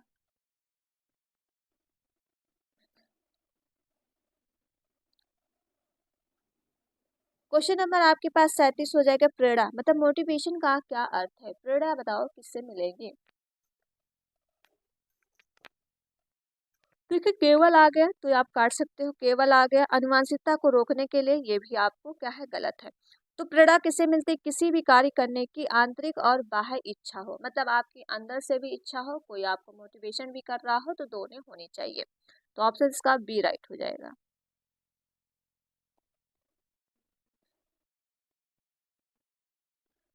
क्वेश्चन 38 है, 38 का राइट आंसर कमेंट में दे दो। 38 क्वेश्चन दिया, आवश्यकताओं का पदानुक्रम सिद्धांत किसने दिया है। तो पदानुक्रम का सिद्धांत किसने दिया है, ये बता दो, उसका राइट आंसर क्या है। औसतताओं और पदानुक्रम का सिद्धांत किसने दिया है। जैसे आपको पता है कि ये मैस्लो, अब्राहम मैस्लो ने दिया है और उन्होंने 5 स्तर पे बात की है। क्या हो जाएगा, अब्राहम मैस्लो। 5 स्तर कौन कौन से होता है, तो याद रखो 5 स्तर, ये आपके 5 स्तर होते। चलिए हम यहाँ से आपको लिख के बता देते हैं। पहला हो जाएगा आपका शारीरिक, ठीक है, क्या हो जाएगा शारीरिक। शारीरिक में होता है आपका भोजन, पानी, नींद की आवश्यकता होती है। दूसरा होती है आपकी सुरक्षा की आवश्यकता, ठीक है, क्या हो जाएगा सुरक्षा की आवश्यकता, इसमें आप क्या सुरक्षा स्थिरता रखोगे। एक होती है आपकी आपकी इच्छा होगी सामाजिक की अवस्था, ठीक है, कैसा होना चाहिए सामाजिक अवस्था, जो आपका मित्र और प्रेम में इसमें रखोगे, मतलब शादी शादी करोगे और समाज से अकॉर्डिंग रहोगे। एक आपकी फोर्थ अवस्था होती है आत्मसम्मान की अवस्था, जो सम्मान उपलब्धि करो, ठीक, आपको में क्या है नौकरी वगैरह पाओ, ठीक है, उसमें आपको सम्मान मिलेगा। लास्ट अवस्था होती है आपकी जो है जो आप लास्ट अवस्था आत्म क्या है आत्मसारसता की अवस्था, जो अपनी पूरी क्षमता को प्राप्त करने की अवस्था होती है। मैस्लो की जो हो जाएंगे 5 अवस्था अब्राहम मैस्लो ने बताया है। ऑप्शन का फर्स्ट राइट हो जाएगा। क्वेश्चन आपके पास हो जाएगा 39। 39 का राइट आंसर क्या हो जाएगा, लक्ष्य सॉरी उन्मुख प्रेरणा का मुख्य उद्देश्य क्या है? तो लक्ष्य उन्मुख प्रेरणा का मुख्य उद्देश्य क्या है? तो बताओ इसका राइट आंसर क्या है? केवल पढ़ाई के लिए, देखिए केवल आ जाए तो आप देख के काट दोगे, ठीक है। प्रतिष्ठा से बचने के लिए, बचना आपको तो नहीं है। आप हो जाएगा किसी विशेष लक्ष्य को प्राप्त करने की इच्छा होती है। तो ऑप्शन इसका जो हो जाएगा आपके सामने बी राइट हो जाएगा, क्योंकि आपको इच्छा है कि आप अच्छे अंक लाना, ठीक है, जीतना, ताकि आपका रीट अच्छे अंक अगर आप ले आए तो रीट का क्वालिफाई हो जाएगा, फिर आपको उसमें क्या है, आपको अपनी जॉब लेनी है, क्योंकि रीट से भर्ती जो आने वाली है तो उसमें आपको बैठना है, एक गवर्नमेंट आपको जॉब मिल जाएगी। तो ये हो जाता है आपका बी ऑप्शन राइट। क्वेश्चन आपके पास 40 हो जाएगा, 40 देख लो। 40 क्वेश्चन दिया हुआ है, सीखने की प्रक्रिया में प्रेरणा का मुख्य कारक कार्य क्या है? पूछा गया प्रेरणा का मुख्य कार्य क्या है? सीखने में रुचि को बढ़ाना, कठिनाइयों को बढ़ाना, दंड केवल, याददाश्त बढ़ाना। देखिए इसमें दिया है तो सीखने की रुचि को बढ़ाना, ऑप्शन का फर्स्ट राइट हो जाएगा। इसमें समझाने वाला है नहीं, कुछ सिंपल सा क्वेश्चन था। क्वेश्चन नंबर आपके पास 41 हो जाएगा, प्रोत्साहन सिद्धांत के अनुसार लोग किस कारण प्रेरित होते हैं? तो लोग किस प्रकार प्रेरित होते हैं? तो राइट आंसर बता दो क्या है? अपने भीतर से, इनाम और दंड के कारण, अनुशासन के कारण, या केवल शिक्षक के कारण?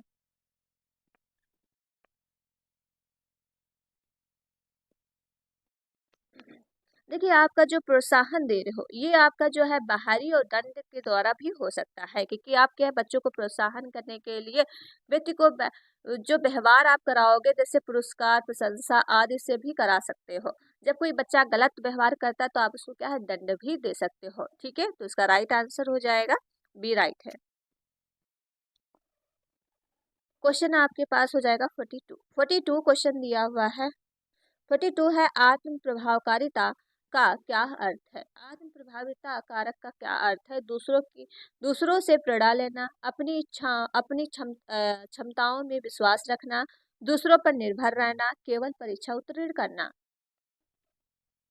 बताइए इसका राइट आंसर क्या हो जाएगा? आत्म प्रभाविता का क्या अर्थ है? ये हो जाएगा आपका आंसर जो हो जाएगा अपनी क्षमताओं में विश्वास रखना, ऑप्शन इसका हो जाएगा बी राइट है। क्वेश्चन आपके सामने अगला हो जाएगा। अगला क्वेश्चन दिया हुआ है 43 का राइट आंसर बता दो क्या? 43 दिया है, बच्चों में सकारात्मक प्रेरणा बढ़ाने के लिए शिक्षक को क्या करना चाहिए? सकारात्मक प्रेरणा जब आपको लाना है तो एक शिक्षक तौर पे हम आपके लिए क्या करेंगे? तो दंड से द्वारा, देखिए दंड तो हम आपको नहीं देंगे, ना ही परीक्षा में अच्छे अच्छे अंक लाने की ओर ध्यान आकर्षित करेंगे, ना ही केवल टॉपर पढ़ाने के लिए। हम जो आपको करेंगे बच्चों की उपलब्धियों को प्रोत्साहित करना और उनकी क्षमताओं को पहचानना।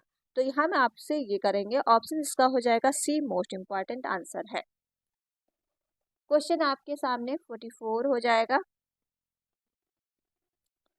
34 क्वेश्चन दिया हुआ है, यदि कोई छात्र पढ़ाई में रुचि नहीं लेता है तो उसे प्रेरित करने का सबसे अच्छा तरीका क्या होगा? देखिए एक छात्र है जो क्या है पढ़ाई में रुचि नहीं ले रहा है, तो आप शिक्षक तौर पे बच्चों से किस तरह से रुचि में, उसको पढ़ाई में रुचि लगे, तो आप क्या करोगे? देखिए एक उसे बार बार दंड देना, देखिए दंड दोगे तो उससे तो बच्चा पढ़ेगा ही नहीं, दूसरे दिन स्कूल भी नहीं आएगा। उसे जबरदस्ती पढ़ाने के लिए कहना, आप जबरदस्ती पढ़ा तो रुचि भाई कहाँ लगेगी? उसे अन्य छात्रों से तुलना करना, तुलना में तो उसको शर्मिंदगी होगी, ठीक है, कि मतलब शर्म लगेगी कि हमसे तो ये हमसे आगे है, तब तो बिल्कुल नहीं पढ़ेगा। आप करोगे पढ़ाई में रोचक और प्रासंगिक बनाना, पढ़ाई को अपना क्या है रोचक बनाओगे, ठीक है। जैसे गतिविधियों के माध्यम से बच्चों को पढ़ा सकते हो, सकारात्मक वातावरण देकर पढ़ा सकते हो जिसमें उसका रुचि लगा हो, उस तरह से बच्चों को पढ़ा सकते हो, तो उससे बच्चे की क्या है रुचि बढ़ेगी और अच्छा उसको लगेगा, सीखने में उसको मदद मिलेगी। ऑप्शन का बी राइट हो जाएगा। क्वेश्चन आपके पास 45 है, 45 का राइट आंसर बता दो क्या है? इसमें दिया है सामान्य बुद्धिमत्ता का सिद्धांत किसने दिया है? तो सामान्य बुद्धिमत्ता का सिद्धांत किसने दिया है? देखिए सामान्य बुद्धिमत्ता का सिद्धांत थर्नडाइक ने दिया है, गार्डन ने, स्पीयरमैन ने, या फिर आपका हो जाएगा क्या है पियाजे। जनरल इंटेलिजेंस किसने दिया है? अब ये जो आपका जो है स्पीयरमैन ने दिए हैं, चार्ल्स स्पीयरमैन ने 2 कारक बताए हैं जो आपका क्या होता है, एक विशिष्ट होता है, एक सामान्य बुद्धि होता है, जो इसको क्या है आप उस जी से जी फैक्ट कर सकते हो या फिर एक एस फैक्टर से भी इसको उल्लेखित कर सकते हो। तो इसका राइट आंसर हो जाएगा स्पीयरमैन। ठीक है, चार्ल्स स्पीयरमैन, ऑप्शंस का सी राइट हो जाएगा। क्वेश्चन नंबर आपके पास हो जाएगा नेक्स्ट 46 क्वेश्चन देख लो। 46 क्वेश्चन दिया हुआ है, हार्वर्ड गार्डन ने अपनी बहुविधता का सिद्धांत कितनी प्रकार की बुद्धिमत्ता का वर्णन किया है। तो हार्वर्ड गार्डन के द्वारा जो बुद्धि दी गई है, अभी हमने ऊपर बात कर ही ली है, 8 प्रकार की, 8 प्रकार की बुद्धियों के बारे में ही बात की है।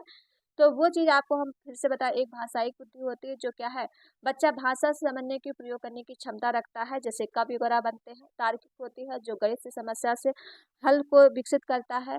एक होती संगीतमय बुद्धि जो क्या है, लय और संगीत समझने में क्षमता रखता है। एक होती शारीरिक, मतलब शारीरिक, जैसे कि क्रिकेट, हॉकी, क्रिकेट, ये सब बनते हैं। आंतरिक बुद्धि होते दूसरों की भावनाओं समझने में संवाद करने की क्षमता रखते हैं, जैसे कि नेता वगैरह बनते हैं।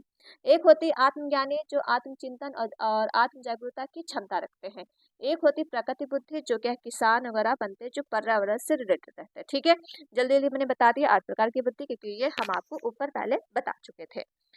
अब चलते हैं अगले क्वेश्चन पे, क्योंकि एक बार हम आपको याद जरूर करवा देते हैं ताकि आपको दोबारा वीडियो देखने ना पड़े, आपको यहीं पे याद हो जाए।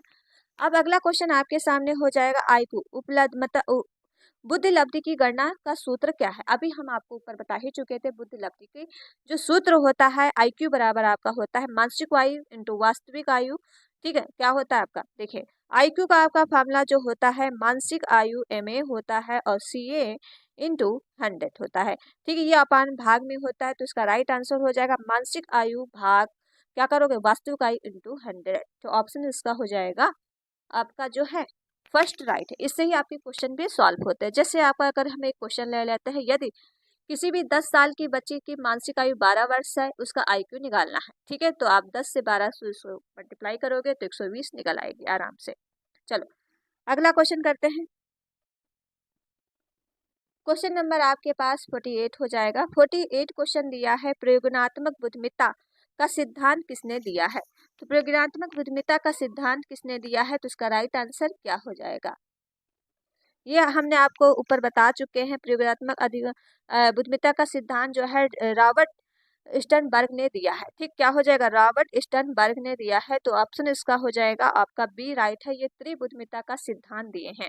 कौन सी एक हो जाएगी, एक हो जाएगी आपकी विश्लेषणात्मक बुद्धिमत्ता, एक हो जाएगी प्रयोगात्मक बुद्धिमत्ता, एक हो जाएगी व्यवहारिक। ठीक है, तो याद रखिएगा। चलो अगला हो जाएगा आपके सामने 49। 49 का राइट आंसर बताओ क्या है। 49 क्वेश्चन दिया है, EQ भावनात्मक बुद्धिमत्ता की अवधारणा किसने दी है। अभी हमने बताया EQ का जो है फॉर्मूला किसने दिया है, ये डैनियल गोलमैन ने दिया है। किसने दिया है, डैनियल जो है गोलमैन ने दिया है। EQ का भावनात्मक बुद्धिमत्ता की अवधारणा किसने दी है, डैनियल गोलमैन ने दिया है। उन्होंने जो है 5 घटक बताए हैं। कौन कौन से हो जाएंगे 5 घटक, एक होता है आपका है आत्म जागरूकता, जो अपनी भावनाओं को पहचानता है। दूसरा हो जाएगा आत्म नियंत्रण, जो अपनी भावनाओं को नियंत्रित रखता है। तीसरा हो जाएगा प्रेरणा, जो लक्ष्य प्राप्ति करने के लिए प्रेरित रहता है। चौथा हो जाएगा सहानुभूति, जो दूसरों की भावनाओं को समझता है।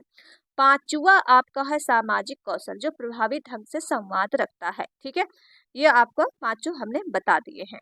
चलो अगला क्वेश्चन कर लो। क्वेश्चन नंबर आपके पास 50 हो जाएगा। 50 क्वेश्चन दिया है, यदि एक छात्र को पढ़ाई में रुचि नहीं है तो लेकिन वह खेल और संगीत में अच्छा है, तो गार्डन के बहुबुद्धि का सिद्धांत के अनुसार उसकी प्रमुख बुद्धिमत्ता कौन सी होगी। तो इसका राइट आंसर बता दो क्या है।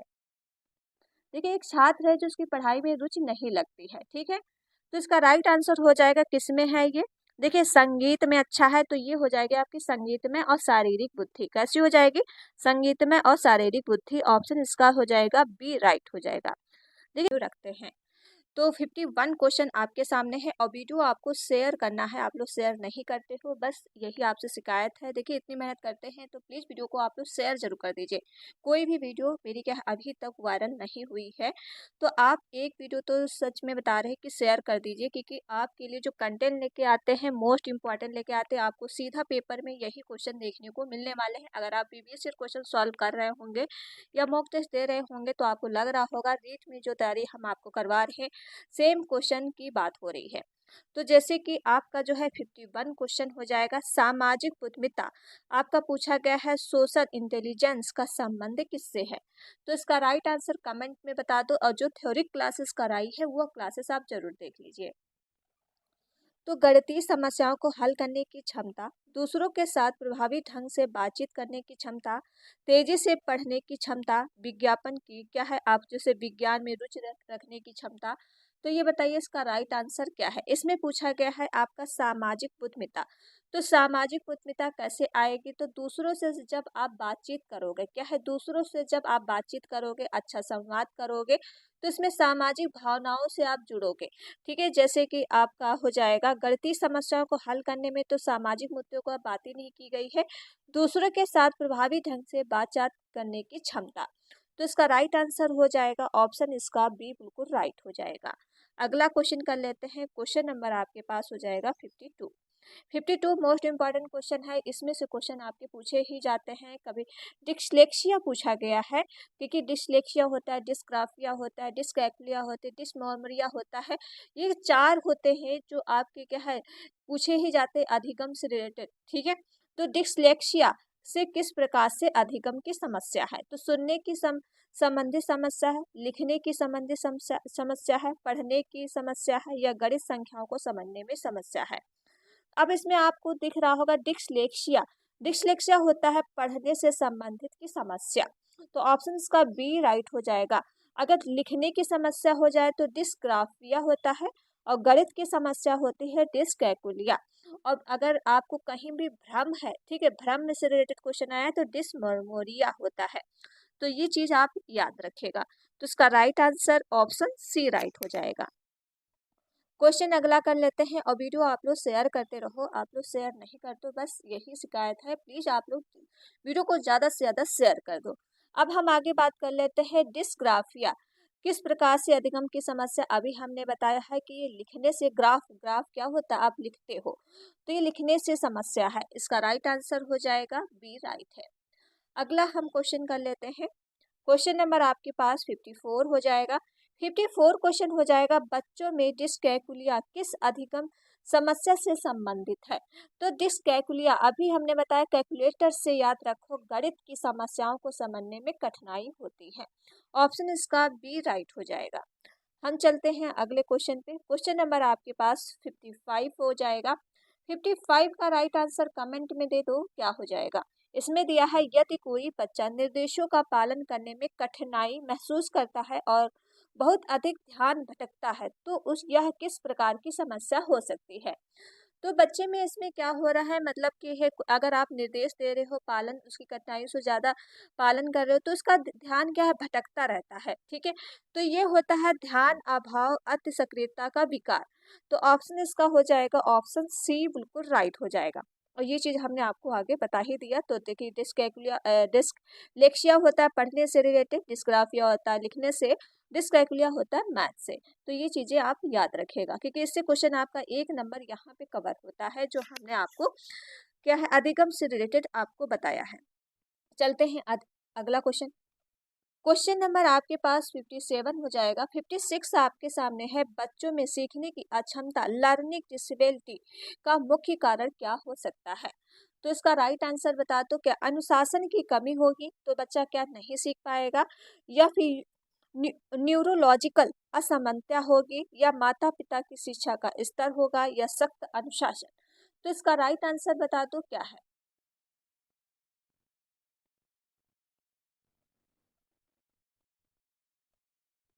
देखिए, ये आपका जो हो जाए बच्चों के सीखने की अक्षमता जो होती है न्यूरोलॉजी असमता, क्योंकि बच्चे की जो मस्तिष्क बुद्धि क्षमता से जुड़ी समस्या होती है। अब ये आपका नहीं कि अनुशासन में बच्चा अनुशासन की कमी की वजह से नहीं सीख पा रहा है, माता-पिता शिक्षित नहीं है उसकी वजह से नहीं सीख पा रहा है, सख्त अनुशासन की वजह से नहीं सीख पा रहा है, ऐसा कुछ भी नहीं है। ऑप्शन इसका बी राइट हो जाएगा। चलते हैं अगले क्वेश्चन पे। क्वेश्चन नंबर आपके पास 57 हो जाएगा। 57 क्वेश्चन दिया है, सीखने की अक्षमता से ग्रस्त बच्चों की सहायता के लिए कौन सी शिक्षण विधि सबसे प्रभावी हो सकती है? तो सबसे प्रभावी विधि कौन सी हो सकती है, इसका राइट आंसर बता दो क्या है। दंड आधारित शिक्षण। देखिए, दंड आपका जो है निगेटिव टैग वर्ड हो जाएगा। जो हमने टैग वर्ड की वीडियो सीडीपी कराई है वो आप जरूर देख लीजिएगा। इससे आपकी पेडागोजी अच्छी हो जाएगी और आंसर बहुत इजी तरीके से आप निकाल लोगे, ताकि आपके क्वेश्चन भी गलत नहीं होंगे। जैसे हमने दे दिया दंड, अब दंड का निगेटिव आता है। अब इसमें पूछा तो नहीं गया कौन सा सही नहीं है, अगर नहीं होता तब तो ये आप निगेटिव टैग वर्ड यूज कर दो। जब आप पूछा गया है सकारात्मक पॉजिटिव टैग वर्ड पूछा गया है तो आप क्या पॉजिटिव ढूंढोगे। अब केवल दे दिया गया, केवल भी आपका निगेटिव होता है। कठोर अनुशासन, आपको बच्चों पे कठोर अनुशासन जो है पालन नहीं करना है। तो बच्चों को जब अब आप सीखने की अक्षमता ग्रस्त बच्चे हैं तो आप कैसे सिखा सकते हो, दृश्य श्रव्य सामग्री से आप बच्चों को सिखा सकते हैं। मतलब कुछ चीजें आप देख के दिखा के सिखा सकते हो, कुछ बच्चे आप क्या है बोल के सिखा सकते हो। तो इन चीजों को आप याद रखिएगा। ऑप्शन इसका बी राइट हो जाएगा। क्वेश्चन नंबर अगला कर लेते हैं। क्वेश्चन नंबर आपके पास हो जाएगा 58। 58 क्वेश्चन देख लो क्या हो जाएगा। समावेशी कक्षा का उद्देश्य क्या होता है? तो समावेशी कक्षा का उद्देश्य क्या होता है, तो इसका राइट आंसर बता दो क्या है। केवल मेधावी बच्चों को पढ़ाना, विशेष आवश्यकता वाले बच्चों को समस्या कक्षा में शामिल करना, या फिर आपके केवल सामान्य बच्चों के लिए पाठ्यक्रम तैयार करना, कमजोर बच्चों को अलग करना। अब इसका राइट आंसर आप किस तरह से निकालोगे, इसमें पूछा गया समावेशी कक्षा। आपकी समावेशी जो कक्षा होती है, बच्चों को किसी भी प्रकार का बच्चा आ रहा हो लेकिन उसको आपको अलग नहीं करना है। क्या है? अलग नहीं करना, आपको एक साथ शिक्षा देनी है, एक साथ बैठा के पढ़ाना है। अब इसमें दे दिया केवल मेधावी बच्चों को पढ़ाना। अब आप केवल मेधावी बच्चों को पढ़ाओगे क्या? तो केवल वैसे भी निगेटिव हो जाएगा, तो ये तो आपका गलत हो जाएगा। अब ये केवल सामान्य बच्चों के लिए पाठ्यक्रम तैयार करना, सिर्फ सामान्य बच्चों के लिए, जबकि समावेशी कक्षा कहता है बच्चा चाहे किसी भी पृष्ठभूमि का हो या किसी भी ग्रस्त का हो, लेकिन आपको शिक्षा देनी है, एक साथ ही बैठा के देना है। कमजोर बच्चों को अलग करना, आपको अलग नहीं करना है। क्या करोगे? विशेष आवश्यकता वाले बच्चों को सामान्य कक्षा में शामिल करना। तो सामान्य बच्चों के साथ आपको सबके साथ पढ़ाना है, अलग नहीं करना है। ऑप्शन इसका बी राइट हो जाएगा। क्वेश्चन हम देख लेते हैं 59। 59 क्वेश्चन आपके सामने हो जाएगा, और जिसने अभी तक को वीडियो को शेयर नहीं किया है तो प्लीज वीडियो को आप लोग शेयर कर दो, लाइक एंड चैनल को सब्सक्राइब जरूर कर लो अगर चैनल पर पहली बार विजिट कर रहे हो। आप लोग वीडियो को शेयर भी नहीं करते, ना ही लाइक ना ही सब्सक्राइब करते हैं। इतनी मेहनत लगती है वीडियो बनाने में, और आपको कंटेंट हम बेस्ट दे रहे हैं ताकि आपका क्या है रीट क्वालिफाई हो जाए, 120 प्लस मार्क्स ले आए। बस हम आपसे हम यही चाहते हैं कि वीडियो को आप शेयर करो, लाइक एंड चैनल को सब्सक्राइब, और आपसे कुछ भी नहीं चाहिए। ठीक है, तो क्वेश्चन आपका 59 हो जाएगा। 59 क्वेश्चन देख लो क्या हो जाएगा। सीखने की प्रक्रिया किस प्रकार की होती है? तो सीखने की प्रक्रिया आपकी कैसी होती है? जन्मजात होती है, जीवन भर चलने वाली होती है, आनुवांशिक होती, केवल विद्यालय में होने वाली। अब केवल कहीं आ जाए तो ये तो आप काट दोगे देख के। अब आप सीख कैसे रहो?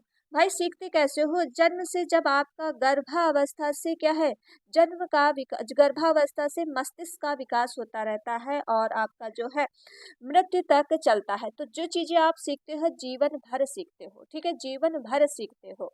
ऐसा नहीं है कि आप जो है 25 साल बाद या 30 साल बाद या 45 साल बाद सीखना बंद कर दोगे। तो सीखना तो बंद नहीं करोगे, जब आप 45 ईयर के हो जाओगे तो आप कुछ नई चीजें समाज के अकॉर्डिंग सीखोगे। ठीक है, आप अगर 60 पे प्लस चले जाओगे तो आप क्या धार्मिक चीजें सीखोगे। लेकिन सीखना क्या है, जीवन भर चलता रहता है। जो चीजें जैसी आपके सामने परिस्थितियां आएंगी, आप अनुभव अभ्यास सामाजिक संपर्क के कारण ही सब चीज सीखते रहोगे। तो ये आपकी जो है चलती है, जीवन भर चलने वाली प्रक्रिया होती है। ये आपकी जन्म से लेकर मृत्यु तक आप चीजें सीखते रहते हो। ऑप्शन इसका बी राइट हो जाएगा। चीजें आपको समझ में आ रही होंगी। क्वेश्चन नंबर आपके पास हो जाएगा 60 का राइट आंसर बता दो क्या हो जाएगा। और जिस इसका जो है थर्ड पार्ट जरूर देख लीजिएगा, क्योंकि इसमें मैंने जो है 50+ क्वेश्चन कराए हैं, वो भी आप देख लीजिएगा। उसके पहले जो मैंने 100 क्वेश्चन कराए हैं, ठीक है, वो क्लासेस आप जरूर देख लीजिएगा, क्योंकि उसमें मैंने पेडागोजी कवर किया है, पूरी पेडागोजी। अब ये आपके जो क्वेश्चन पूछे जाते हैं, जैसे कि इसमें पूछ लिया गया है पालाव के शास्त्रीय अनुबंधन सिद्धांत का मुख्य रूप से कौन सा तत्व शामिल नहीं है। अब पलाव को आपको बताना है इसमें से कौन सा शामिल नहीं है। उद्दीपक हो जाएगा, अनुक्रिया हो जाएगा, सुदृढ़ीकरण हो जाएगा, दंड हो जाएगा। तो पलाव के जो है 3 घटक बताए थे। 3 घटक कौन कौन सा था? एक था उद्दीपक था, एक था अनुक्रिया था, एक था सुदृढ़ीकरण। क्योंकि जो पलाव थे शास्त्र, ये आपके जो है कुत्तों पे प्रयोग किए थे। किस पे प्रयोग किए थे? कुत्ता पे प्रयोग किए थे। ठीक है, याद रखिएगा, पलाव को जो एक्सपेरिमेंट किया था एक डॉगी पे प्रयोग किया गया था, जो क्या है घंटी बजने पर भोजन देने से जुड़ा था। ठीक है, घंटी बजने से भोजन से जुड़ा था। जब घंटी बजती थी तब कुत्ते को भोजन मिलता था। तो उन्होंने 3 घटक बताए हैं। ये घटक आपका हो जाएगा उद्दीपक, अनुक्रिया, सुदृढ़ीकरण। तो दंड आपका नहीं है। ठीक है, दंड नहीं है, तो ऑप्शन इसका डी राइट हो जाएगा। क्वेश्चन हम कर लेते हैं अगला। अब क्वेश्चन आपके सामने अगला आ जाएगा, स्किनर का संचलनात्मक अनुबंधन का प्रमुख घटक क्या है। अब बताओ इसका राइट आंसर क्या है, बताइए। 61 का राइट आंसर बता दो क्या है। स्किनर पुनर्वलन का सिद्धांत हो जाएगा, शास्त्रीय अनुबंधन का सिद्धांत हो जाएगा, उद्देश्य का या निगरानी का उद्देश्य। तो इसका बताइए, इसका राइट आंसर क्या है। बीएफ स्किनर ने जो बल दिया है पुनर्वलन पे दिया है। किस पे दिया है? पुनर्वलन पे बल दिया है। ये इसका राइट आंसर हो जाएगा, फर्स्ट राइट हो जाएगा। एक आपका होता है सकारात्मक पुनर्वलन, एक होता है नकारात्मक। सकारात्मक होता है जब आप किसी से मतलब व्यवहार को क्या है बढ़ावा मिलता है, वो होता है सकारात्मक। जैसे आप मेरे साथ अच्छा व्यवहार कर रहे हो तो आपको चीजें हम क्या है आपको अच्छा अच्छा बोलेंगे, व्यवहार करेंगे। नकारात्मक क्या होता है, तो इसमें अछुआनी व्यवहार करते हो, जैसे कि गलत तरीके से आप चीजें डिवाइड कर रहे हो, तो वो होती है नकारात्मक पुनर्वलन। तो ऑप्शन इसका हो जाएगा आपका फर्स्ट राइट है। क्वेश्चन आपके पास 62 हो जाएगा। 62 का राइट आंसर बता दो क्या है। सीखने के सिद्धांत का ऑब्जर्वेशन लर्निंग की अवधारणा किसने दी।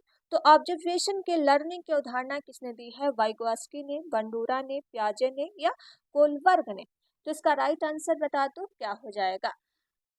देखिए, जो आपका सीखने के जो ऑब्जर्वेशन लर्निंग का जो सिद्धांत दिया है, ये आपके हो जाएंगे अल्बर्ट बंडूरा ने दिया है, क्योंकि उन्होंने मॉडलिंग का सिद्धांत दिया था, मतलब सामाजिक अधिगम का सिद्धांत बताया था। क्या किया था? मॉडलिंग। मॉडलिंग होता है आपका है सामाजिक से जुड़ा हुआ। ठीक है, जो अन्य बच्चों व्यक्तियों को देखकर व्यवहार करता है, बच्चों को सीखता है। जैसे कि उन्होंने जो है एक्सपेरिमेंट भी किया था बोबो डॉल पे। ठीक है, जैसे कि मैंने आपको कल की वीडियो में ये चीजें बताई है। तो इसका राइट आंसर हो जाएगा Albert Bandura, option B right है। बोबो डॉल पर उन्होंने प्रयोग किया गया था। एक लड़की थी, उसको क्या है एक डॉल थी, उन्होंने बच्चे से प्रेम करना सिखाया, ठीक, अहिंसा करना सिखाया, और समाज के अकॉर्डिंग से जैसा कि समाज चलता है उस तरह से सिखाया, 3 प्रयोग किए गए थे। अगला हम बात कर लेते हैं। क्वेश्चन आपका पास 63 हो जाएगा। संवेदनशीलता की अवधि की अवधारणा किस सिद्धांत कारक द्वारा दी गई है। तो किस सिद्धांत द्वारा दी गई है? प्याजे के द्वारा, फराइट के द्वारा, मांटिशरी, वाइगोस्की। तो बताइए इसका राइट आंसर क्या हो जाएगा। इसमें दिया है संवेदनशीलता की अवधि अवधारणा किस सिद्धांत द्वारा दी गई है। तो ये जो आपकी है मारिया मॉन्टेसरी के द्वारा संवेदनशील की अवधारणा दी गई है। ठीक, मारिया मॉन्टेसरी हो जाएगा, ऑप्शन इसका सी राइट हो जाएगा। हम चलते हैं अगले क्वेश्चन पे। और जिसने अभी तक वीडियो को शेयर नहीं किया है, ठीक है, वीडियो आप लोग शेयर कर दो, लाइक एंड चैनल को सब्सक्राइब जरूर कर लो। अगर चैनल पर पहली बार विजिट कर रहे हो, डेली क्लासेस होती है तो डेली आप देखा करिए। क्वेश्चन नंबर 64 हो जाएगा। संवेदनशील और स्थायी परिणाम के लिए किस प्रकार का पूर्ण बल उपयुक्त होता है। तो इसका राइट आंसर बता दो क्या हो जाएगा, बताइए। सकारात्मक पुनर्मिलन या नकारात्मक दंड। देखिए, कोई नहीं होगा, दंड नहीं होगा, नकारात्मक, ये सारे गलत हो जाएंगे, तो आपका बचेगा सकारात्मक पुनर्मिलन। ऑप्शन इसका फर्स्ट राइट हो जाएगा। क्वेश्चन चलते हैं अगले क्वेश्चन पे। क्वेश्चन नंबर आपके पास हो जाएगा अगला। अगला क्वेश्चन दिया है बालक अपने अनुभव से सीखता है, यह विचार किस मनोवैज्ञानिक का है। इसमें पूछा गया है कि बालक जो है अपने अनुभव से सीखता है, यह किस मनोवैज्ञानिक का विचार है। वाइगोस्की का हो जाएगा, पियाजे का है, स्किनर का, कोलवर का है। तो किसका विचार है बताइए। जो इसमें दिया है बालक क्या है, बालक अपने अनुभव से सीखता है। किसने कहा है, नन्हा वैज्ञानिक किसने कहा है ये भी आप बता दो। बच्चा अपने अनुभव प्रवेश से सीखता है, संवाद से सीखता है, अनुकरण से सीखता है। ठीक है, तो ये जो है प्याजे ने कहा है। एक नन्हा वैज्ञानिक की जो खोज की है ये भी प्याजे ने ही की है। और उनकी प्याजे की 4 अवस्थाएं हैं। अवस्थाओं के बारे में मैंने बात की है, तो क्लास आप जरूर देख लीजिएगा जो मैंने आपको डिटेल में क्लास दी है। चलते हैं अगले क्वेश्चन पे। क्वेश्चन नंबर आपके पास 66 हो जाएगा। वाइगोस्की का सामाजिक सांस्कृतिक सिद्धांत घट मुख्य रूप से किस पर बल देता है। तो वाइगोस्की का आपको बताना है, वाइगोस्की से आत्मनिर्भरता पर, यह भाषा, सामाजिक अंतःक्रिया पर, आनुवंशिकता पर, दंड और पुरस्कार पर। तो वाइगोस्की आपको पता ही है कि जब भी आपको वाइगोस्की देखने को मिल जाए तो आप भाषा, संस्कृत, सामाजिक ये सबसे जुड़े हुए हैं। तो क्या हो जाएगा, भाषा और सामाजिक अंतःक्रिया पर। ऑप्शन इसका हो जाएगा आपका जो है बी राइट हो जाएगा। क्वेश्चन करते हैं अगला। अगला क्वेश्चन 67 हो जाएगा। 67 देख लो। 67 क्वेश्चन दिया है आपके सामने। स्किनर के व्यवहार सिद्धांत के अनुसार सीखना कैसे होता है। तो स्किनर के व्यवहार के सिद्धांत के अनुसार सीखना कैसे होता है। जैविक रूप से सीखते हो, आनुवांशिक रूप से, प्रतिक्रिया या पुनर्बलन से, या मस्तिष्क के विकास से। अगर आपके सामने स्किनर आ जाए तो ये जो सिखाते हैं, ठीक है, पुनर्बलन एंड दंड को प्रभावित करते हैं। तो इसका राइट आंसर हो जाएगा प्रतिक्रिया और पुनर्बलन से बच्चा क्या है, सीखता है। ओके, हम चलते हैं अगले क्वेश्चन पे। क्वेश्चन आपका पास हो जाएगा 68। कोलवर के नैतिक विकास के सिद्धांत कुल कितने स्तर होते हैं। तो कुल स्तरीय की बात की गई है, कितने स्तर होते हैं बताइए। 2 होते हैं, 3 होते हैं, 4 होते हैं, 5 होते हैं। कल की वीडियो में मैंने आपको एक्सप्लेन किया था कि कितने स्तर होते हैं और कितनी स्टेजें होती हैं। तो इसके राइट आंसर बता दो क्या हो जाएंगे। ठीक है, अगर लेवल पूछे जाएं तो आपके 3 होते हैं, स्टेज पूछी जाए तो 6 होती है। इसमें आपकी 2-2 बटी होती है, तो टोटल स्टेज 6 होती है। अगर आपका स्तर पूछा गया है तो ये होती है आपकी 3। 3 स्तर कौन कौन सी होती ये भी आप याद रखो, क्योंकि पूछ लिया जाता है। एक होती है आपकी पहली अवस्था, याद रखो, पूर्व परांपरागत अवस्था। क्या हो जाएगा, पूर्व परांपरागत अवस्था। ये होती आपकी जो अवस्था है 10 से लेके 13 ईयर के लिए होती है। ओके, 10 से लेके 13 ईयर के लिए होती है। एक आपकी सेकेंड अवस्था होती है परंपरागत अवस्था। क्या होती है, परंपरागत अवस्था। ये अवस्था आपकी जो होती है 13 नहीं, एक सेकेंड, थोड़ा डिफरेंस कर लीजिए, सॉरी। ये आपकी जो फर्स्ट अवस्था मैंने बताई थी पूर्व परंपरागत अवस्था, ये आपकी 4 से लेके 10 ईयर के लिए होती है। ठीक है, ओके। और तीसरी सेकंड थोड़ी अवस्था में कंफ्यूजन हो गया है। हाँ रुकिए, फिर से आपका सही हम बोल रहे थे। आपकी जो फर्स्ट अवस्था होती है पूर्व परांगत अवस्था, ये होती है 10 से लेकर 13 ईयर के लिए होती है। सेकंड अवस्था होती है परंपरागत अवस्था। क्या होती है, परंपरागत अवस्था, जो क्या है 13 से लेके 14 वर्ष के लिए होती है। और लास्ट अवस्था होती है उत्तर परंपरागत अवस्था, ये आपकी जो है 14 से 18 वर्ष के लिए होती है, मतलब प्लस में मान लो। ठीक है, तो ये अवस्थाएं आप याद रखिएगा। ठीक, थोड़ा आप क्या है एज देख लीजिएगा, क्योंकि मुझे लग रहा है थोड़ा कंफ्यूजन है। ठीक, अब वैसे तो मैंने कल की वीडियो में बताया था, आज कंफ्यूज हो रहे हैं तो आप थोड़ा देख लीजिएगा। ठीक है, अगला क्वेश्चन कर लेते हैं। सीखना मानसिक प्रक्रिया और ज्ञान की प्रक्रिया, यह किसका मत है। तो बताइए इसका राइट आंसर क्या हो जाएगा। ग्रोनर हो जाएगा, थंडाइक हो जाएगा, स्किनर हो जाएगा, पालाव हो जाएंगे। तो बताइए इसका राइट आंसर क्या है। सीखना मानसिक प्रक्रियाओं और ज्ञान की निर्माण की प्रक्रिया में किसका मत है। ठीक है, इसका आंसर आप जो है कमेंट में भी दे दीजिएगा। देखिए आंसर तो मैंने सही बताया, जो स्टेजें हैं थोड़ा मुझे कंफ्यूज हो रहा है, क्योंकि अभी मेरे पास नोट्स नहीं, कल मैंने आपको बताया था, आज क्या है दिमाग से थोड़ा स्किप हो गया है। तो यहाँ पे क्वेश्चन इसमें डाउट लिख लीजिए, जो हमने स्टेज बताई वो थोड़ा आप देख लीजिएगा। ठीक है, अब इस पे आइए। इस क्वेश्चन पे क्या है बताइए, इसका राइट आंसर क्या है। तो इसका राइट आंसर सीखना मानसिक प्रक्रिया और ज्ञान निर्माण की प्रक्रिया में यह किसका मत है? तो ये जो आपका हो जाएगा, जो आप ब्रूनर का मत है। किसका हो? ये ब्रूनर ने कहा है। ऑप्शन इसका फर्स्ट राइट हो जाएगा। ब्रूनर जो है संवेदी, रूपांतरक और प्रक्रियात्मक अधिगम सिद्धांत का है। इसमें बच्चे जो है खुद को ज्ञान का निर्माण करते हैं। बच्चे इसमें क्या करते हैं? खुद ज्ञान का निर्माण करते हैं और खोज पर आधारित पर ये होता है। ठीक है, तो इसका राइट आंसर फर्स्ट राइट है। अगला क्वेश्चन पे चलते हैं। अगला क्वेश्चन हो जाएगा, आपका राइट आंसर बता दो इसमें क्या है। बच्चों के संज्ञानात्मक विकास की व्याख्या सबसे पहले किसने की है? तो सबसे पहले जो व्याख्या की है बच्चों की संज्ञानात्मक, अगर आपकी संज्ञानात्मक से जुड़ा हुआ है तो ये प्याजे होते हैं। ठीक है, ये हमने आपको जब टैग वर्ड की वीडियो कराई है ना सीडीपी की, वहां पे मैंने आपको की पॉइंट बताए हैं सबके बारे में, तो आप आसानी तरीके से आंसर निकाल सकते हो। तो इसका राइट आंसर हो जाएगा आपका सी राइट है।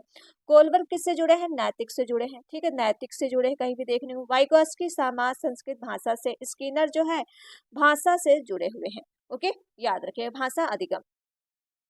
चलते हैं 71 क्वेश्चन। 71 क्वेश्चन दिया है आपके सामने, विकास और वृद्धि में क्या अंतर है? पूछा गया है विकास और वृद्धि में। देखिए विकास और वृद्धि में क्या अंतर है। अब आपका जो है वृद्धि मात्रक होती है, ठीक है, जबकि विकास गुणात्मक मात्रक दोनों होता है। कुछ तो हद तक सही है लेकिन हम सारे पढ़ेंगे।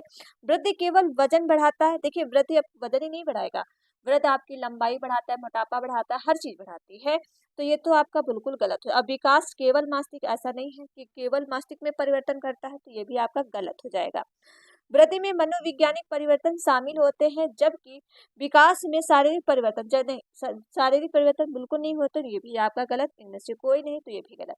आपका फर्स्ट देखोगे वृद्धि क्या होती है? मात्रक, क्योंकि आप जो है अपना वजन नाप सकते हो। जैसे आपका वजन हो सकता है 50 केजी, हो सकता है 60 केजी हो सकता है, तो आपको पूरी तरह से आप माप सकते हो। विकास जो होता है गुणात्मक होता है, क्योंकि विकास को आप क्या है माप नहीं सकते हो। ठीक है, बस इसका क्या है अनुमान लगा सकते हो कि हाँ इस बच्चे को इतना आता होगा। ठीक है, तो ये आपके गुणात्मक और मात्रक दोनों होते हैं। तो इसका राइट आंसर फर्स्ट राइट हो जाएगा।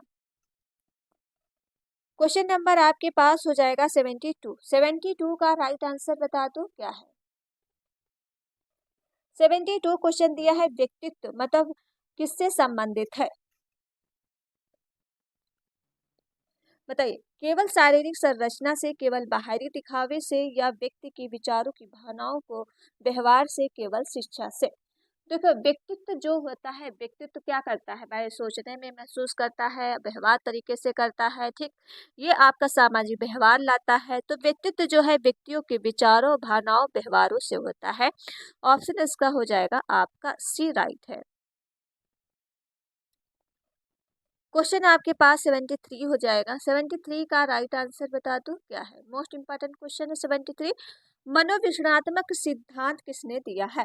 मनोविश्लेषणात्मक सिद्धांत बता दो किसने दिया है। तो मनोविश्लेषणात्मक सिद्धांत जो दिए गए हैं ये 3 भागों में बटा है। 3 भागों में बटा है।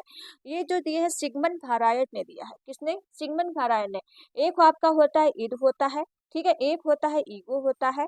ओके, ईगो होता है, एक होता है सुपर ईगो। क्या होता है? Super ego. Okay, super ego. अब हम जानते हैं ईड क्या होता है। ईड जो होता है जैविक इच्छाएं होती है, इसमें अविचेतन होता है। ठीक है, ईगो याद रखो वास्तविक पर आधारित निर्णय होता है, ये चेतन होता है, इसको हिंदी में बोलते हैं।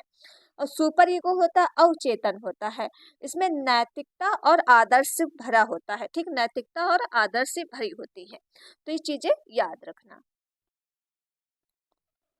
क्वेश्चन आपके पास 74 हो जाएगा। 74 क्वेश्चन है, बुद्धि स्वभाव या चरित्र किसके अंतर्गत आते हैं? तो बुद्धि जो स्वभाव और चरित्र किसके अंतर्गत आते हैं? व्यक्तित्व के। केवल बुद्धि, केवल देखिए केवल कहीं तो आप ऐसे ही काट दीजिएगा, तो ये आता है व्यक्तित्व के अंतर्गत आता है। चलिए अगला क्वेश्चन कर लेते हैं, क्योंकि आपकी जो बुद्धि होती है समस्या समाधान निर्णय लेने की क्षमता रखता है। स्वभाव कैसा होता है? भावनाओं की तीव्रता को प्रतिक्रिया करता है। चरित्र कैसा होता है? नैतिक और मूल्यों का स्तर होता है। ये सारे पॉइंट याद रखो तो व्यक्तित्व के तीनों अंतर्गत आते हैं। क्वेश्चन आपके पास 75 हो जाएगा। 75 क्वेश्चन देख लो क्या हो जाएगा। व्यक्तित्व के विकास को प्रभावित करने वाले कारक को कौन कौन से हैं? तो कौन कौन से हैं, इसका राइट आंसर बता दो क्या है। अब आपके सामने केवल आप पहले काट दो कि जैविक होता है, सामाजिक होता है, पर्यावरणीय कारक होता है, तो ऑप्शन इसका डी राइट हो जाएगा। चलते हैं अगले क्वेश्चन पे। क्वेश्चन नंबर आपके पास 76 हो जाएगा। 76 क्वेश्चन दिया है बिग फाइव फैक्टर मॉडल जो है कौन से तत्व होते हैं। तो बिग फाइव जो आपके तत्व होते हैं बताइए कौन कौन से होते हैं। तो इसके कितने तत्व होते हैं, केवल 2 होते हैं, 3 होते हैं, 5 होते हैं या 7 होते हैं। तो बता दो इसका राइट आंसर क्या हो जाएगा, बिग फाइव।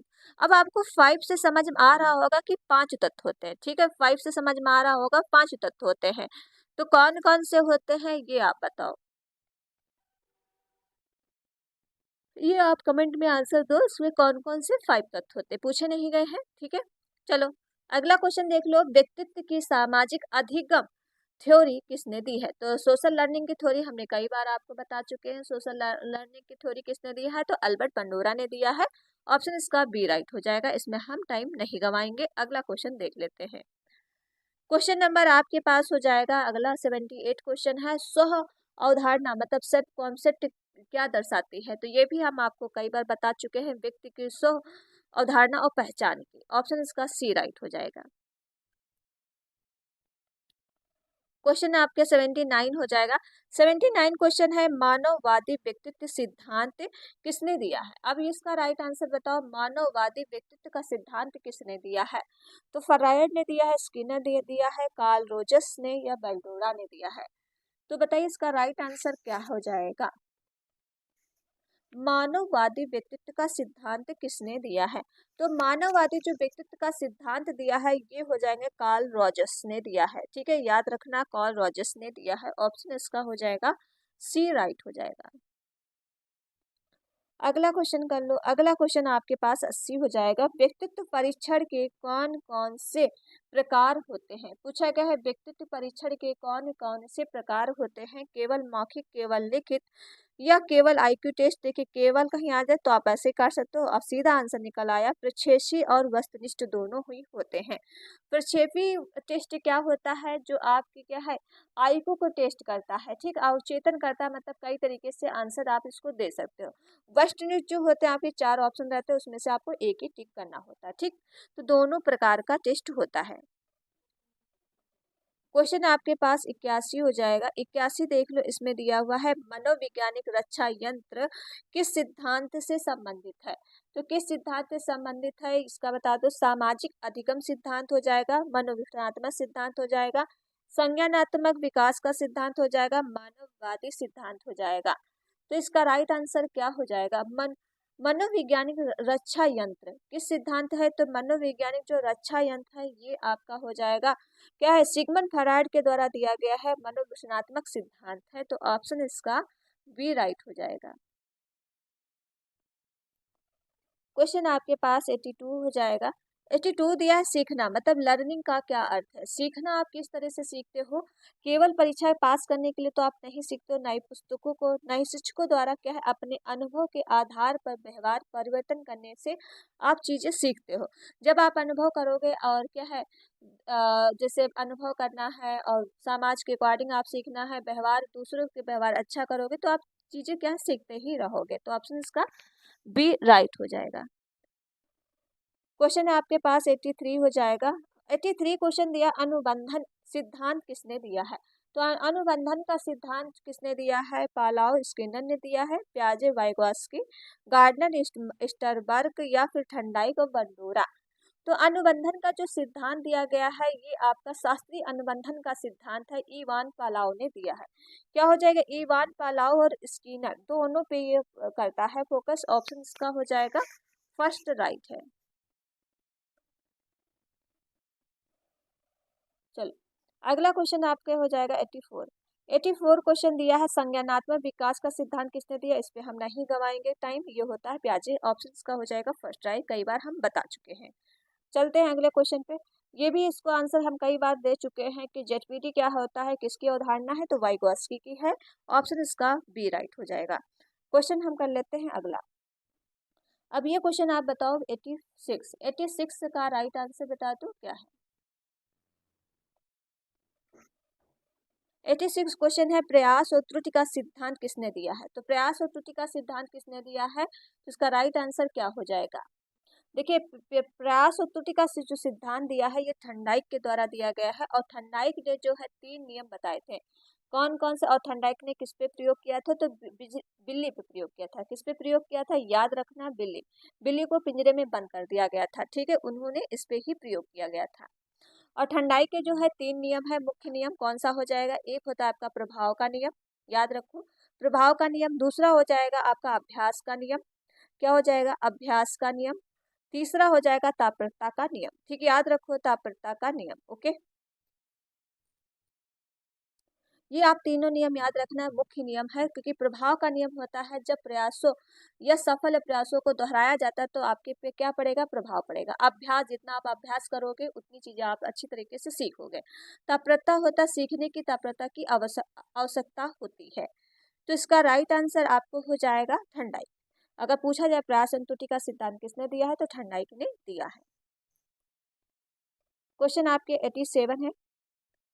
87 क्वेश्चन देख लो क्या हो जाएगा। 87 दिया है अनुकरण द्वारा सीखना, मतलब आपका लर्निंग बाय एंड इमोशनल, तो किसने प्रतिपादन किया है, तो इसका राइट आंसर क्या हो जाएगा। तो ये आपका अनुकरण के द्वारा सीखना जो अल्बर्ट बंडूरा के द्वारा दिया गया है, तो इसका राइट आंसर हो जाएगा बी, राइट है। क्वेश्चन आपके पास 88 है, सीखने की प्रक्रिया में कौन कौन से कारक प्रभाव डालते हैं। अब पूछा गया इसमें सीखने की जो प्रक्रिया होती है इसमें कौन कौन से प्रभाव कारक होते हैं। केवल जैविक कारक होता है, केवल पर्यावरण, केवल शिक्षक। देखिए केवल कहीं आ जाए तो आपका निगेटिव टैग वर्ड होता है, तो आप देख के काट दोगे। आपके सीखने में जैविक भी होगा, सामाजिक भी होगा, मनोवैज्ञानिक भी कारक आएंगे, तो तीनों होंगे। ऑप्शन इसका डी राइट हो जाएगा। जैविक मतलब आपकी जैसे बुद्धि, स्वास्थ्य, तंत्रिका तंत्र अच्छा होना चाहिए। समाज में आता है परिवार, विद्यालय, संस्कृत, प्रवेश अच्छा होगा तब आप चीजें अच्छी सीख पाओगे। ओके, और मनोवैज्ञानिक मतलब आपकी रुचि, आत्मविश्वास अच्छा होना चाहिए। मोटिवेशन कोई दे रहा तो आपके अंतर्गत क्या है, रुचि बढ़ेगी। तो ऑप्शन इसका डी राइट हो जाएगा। क्वेश्चन आपके पास 89 हो जाएगा, सकारात्मक अभिप्रेरणा का उदाहरण कौन सा है, तो कौन सा हो जाएगा आपका राइट आंसर। बच्चे को सजा देना, आपको सजा तो बिल्कुल नहीं देना है। गलतियों की उपेक्षा करना, दबाव बनाना, ये सारे आपके निगेटिव होते हैं। बच्चे की सफलता पर इनाम देना, तो ऑप्शन इसका हो जाएगा आपका बी, राइट हो जाएगा। क्वेश्चन आपके पास हो जाएगा 90 का राइट आंसर बता दो क्या हो जाएगा। सीखने की अवस्था कितनी होती है, तो सीखने की अवस्था कितनी होती है, 2 होती है, 3 होती है, 4 होती है या 5 होती है। देखिए सीखने की अवस्थाएं आपकी 4 होती हैं। कितनी हो जाएगी, 4। कौन कौन होती है, आपकी चेतन अयोग्यता होती है, आपके चेतन योग्यता होती है, एक आपकी होती है अवचेतन अयोग्यता होती है, ठीक, और एक आपकी होती है अवचेतन अयोग्यता। तो याद रखिएगा चारों। ओके, फिर से हम लिख देते हैं यहाँ पे ताकि आप कुछ याद रहे। पहला होता है अवचेतन, अवचेतन अयोग्यता, ठीक है। दूसरा आपका होता है चेतन, चेतन अयोग्यता, अयोग्यता। तीसरा आपका होता है जो चेतन, चेतन योग्यता, योग्यता। चौथा आपका जो स्टेज आती है अवचेतन योग्यता होती है, ठीक है, याद रखिएगा। चलो अगला क्वेश्चन करते हैं। क्वेश्चन आपके पास हो जाएगा 91 क्वेश्चन दिया है, संप्रति सिद्धांत किसने दिया है। तो संप्रति सिद्धांत जो आपका दिया गया है ये जो है थर्नडाइक के द्वारा दिया गया था, तो ऑप्शन इसका हो जाएगा ऑप्शन बी, राइट हो जाएगा।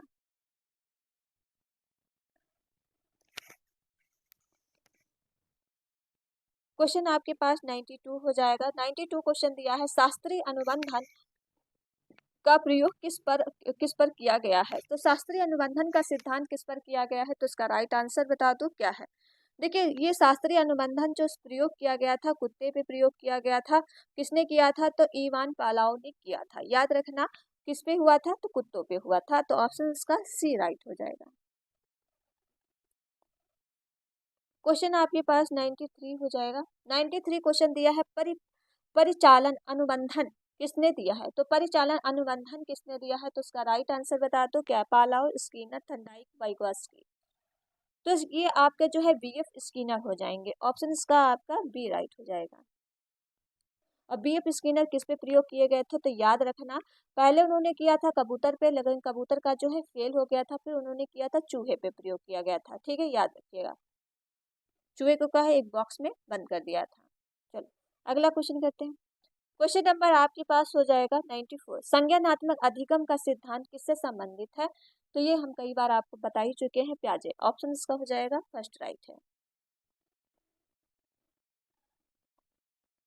क्वेश्चन आपके 95 हो जाएगा। बोगोडाल का प्रयोग किस सिद्धांत से संबंधित है। अब ये हम बताइए इसका राइट आंसर क्या हो जाएगा। बोगोडाल। बोगोडाल का जो प्रयोग किया गया था अल्बर्ट बंडूरा ने किया था। जो क्या है, एक बोगोडाल थी, ठीक, उसके क्या है गुड़िया के साथ उन्होंने प्यार करना सिखाया, समाज से अकॉर्डिंग से बात करना सिखाया और अहिंसा करना सिखाया। जैसे बच्चा अनुकरण से सीखता है, क्या है, जैसे आप नकल करके बच्चा सीखता है। तो ये हो जाएगा सामाजिक अधिगम का सिद्धांत। ऑप्शन इसका हो जाएगा आपका फर्स्ट राइट है। क्वेश्चन अगला है प्रयास और त्रुटि का सिद्धांत। हम कई बार आपको बता ही चुके हैं। प्रयास और त्रुटि का सिद्धांत थर्नडाइक का द्वारा दिया गया है। ये आपका जो है प्रभाव का नियम हो जाएगा। प्रमुख नियम पूछा गया था, प्रभाव का नियम। ऑप्शन इसका हो जाएगा आपका फर्स्ट राइट है। 3 नियम बताए हैं, प्रभाव का नियम, अभ्यास का नियम, तात्पर्यता का नियम। ठीक है, क्वेश्चन आपके 97 है। संकेत अधिगम का सिद्धांत। संकेत अधिगम का सिद्धांत किसने दिया है, तो ये हो जाएंगे एवर्ड टॉलमैन। एवर्ड टॉलमैन हो जाएंगे। ऑप्शन इसका फर्स्ट राइट है। क्वेश्चन आपके पास हो जाएगा नेक्स्ट। नेक्स्ट क्वेश्चन है सेल्फ फोल्डिंग की अवधारणा किसने दी है। आपको पता ही है सेल्फ फोल्डिंग हेल्थ से रिलेटेड रहती है। ये वाइगॉस्की का है। तो ऑप्शन इसका हो जाएगा फर्स्ट राइट है। क्वेश्चन आपके पास 99 हो जाएगा। आत्म प्रेरित अधिगम का कौन सा तत्व आवश्यक है, तो आत्म प्रेरित अधिगम का जो तत्व हो जाएगा ये आत्मनिर्गामी। ऑप्शन इसका हो जाएगा फर्स्ट राइट हो जाएगा। इसमें कुछ बताने वाला नहीं है। चलो अगला क्वेश्चन कर लेते हैं। क्वेश्चन आपके पास अगला हो जाएगा। अंतर्दृष्टि अधिगम का प्रयोग के जानवर का प्रयोग किया गया। तो अंतर्दृष्टि का किसने प्रयोग किया है, तो ये कोलबर्ग के द्वारा जुड़ा हुआ है। उन्होंने प्रयोग किया था, कोलबर्ग ने किया था, बंदर पे प्रयोग किया गया था। ऑप्शन इसका सी राइट हो जाएगा। जो अंतर्दृष्टि का सिद्धांत दिया था, बंदर को क्या है एक एक उसमें कमरे में बंद कर दिया गया था, एक वहां पे क्या केले लगा दिए गए थे। बंदर को भूख लगी तो केले तोड़ने के लिए तड़पेगा, लेकिन उन्होंने क्या सूझबूझ का सिद्धांत दिया था। जैसे कि उस वहां पे सामान रख दिया गया था, एक डिब्बा रख दिया गया था, डंडा रख दिया गया था, तो बंदर ने पहले क्या है डिब्बे पे रखा, फिर भी नहीं पा पाया, फिर एक डंडा उठाया, डंडे से तोड़ दिया। तो सूझबूझ का सिद्धांत भी इन्हीं का है, अल्बर्ट बंडूरा का, अरे कोलवर का है। ओके, तो याद रखिएगा अंतर्दृष्टि का अधिगम का सिद्धांत किस किस जानवर पे हुआ था, तो ये बंदर हो जाएगा। चलो अगला क्वेश्चन आपके सामने हो जाएगा। क्वेश्चन नंबर आपके पास 101। प्रेरणा मतलब मोटिवेशन का मुख्य उद्देश्य क्या है, तो केवल पुस्तक हो जाएगा, व्यवहार सक्रिय निर्देशों को बनाए रखना, केवल कहीं आ जाए तो काट दीजिएगा। ऑप्शन क्वेश्चन नंबर आपके पास हो जाएगा 102। 102 क्वेश्चन दिया है आंतरिक प्रेरणा का उदाहरण क्या है। अब आपकी प्रेरणाएं जो होती हैं 2 प्रकार की होती हैं। कौन कौन सी, एक होती है आपकी आंतरिक होती, एक होती है आपकी बाह्य। आंतरिक होता है जो आपकी रुचि होती है, जिससे आप में रुचि होगी तो आपको करने में इसकी इच्छा होगी। एक बाह्य होता है जिसके थ्रू जैसे हम आपको क्या है इनाम या पुरस्कार देकर करवा सकते हैं काम। तो इसका राइट आंसर बता दो अब क्या है। तो इसमें दिया है पढ़ाई करने पर इनाम, ये तो आपकी हो जाएगी बाह्य।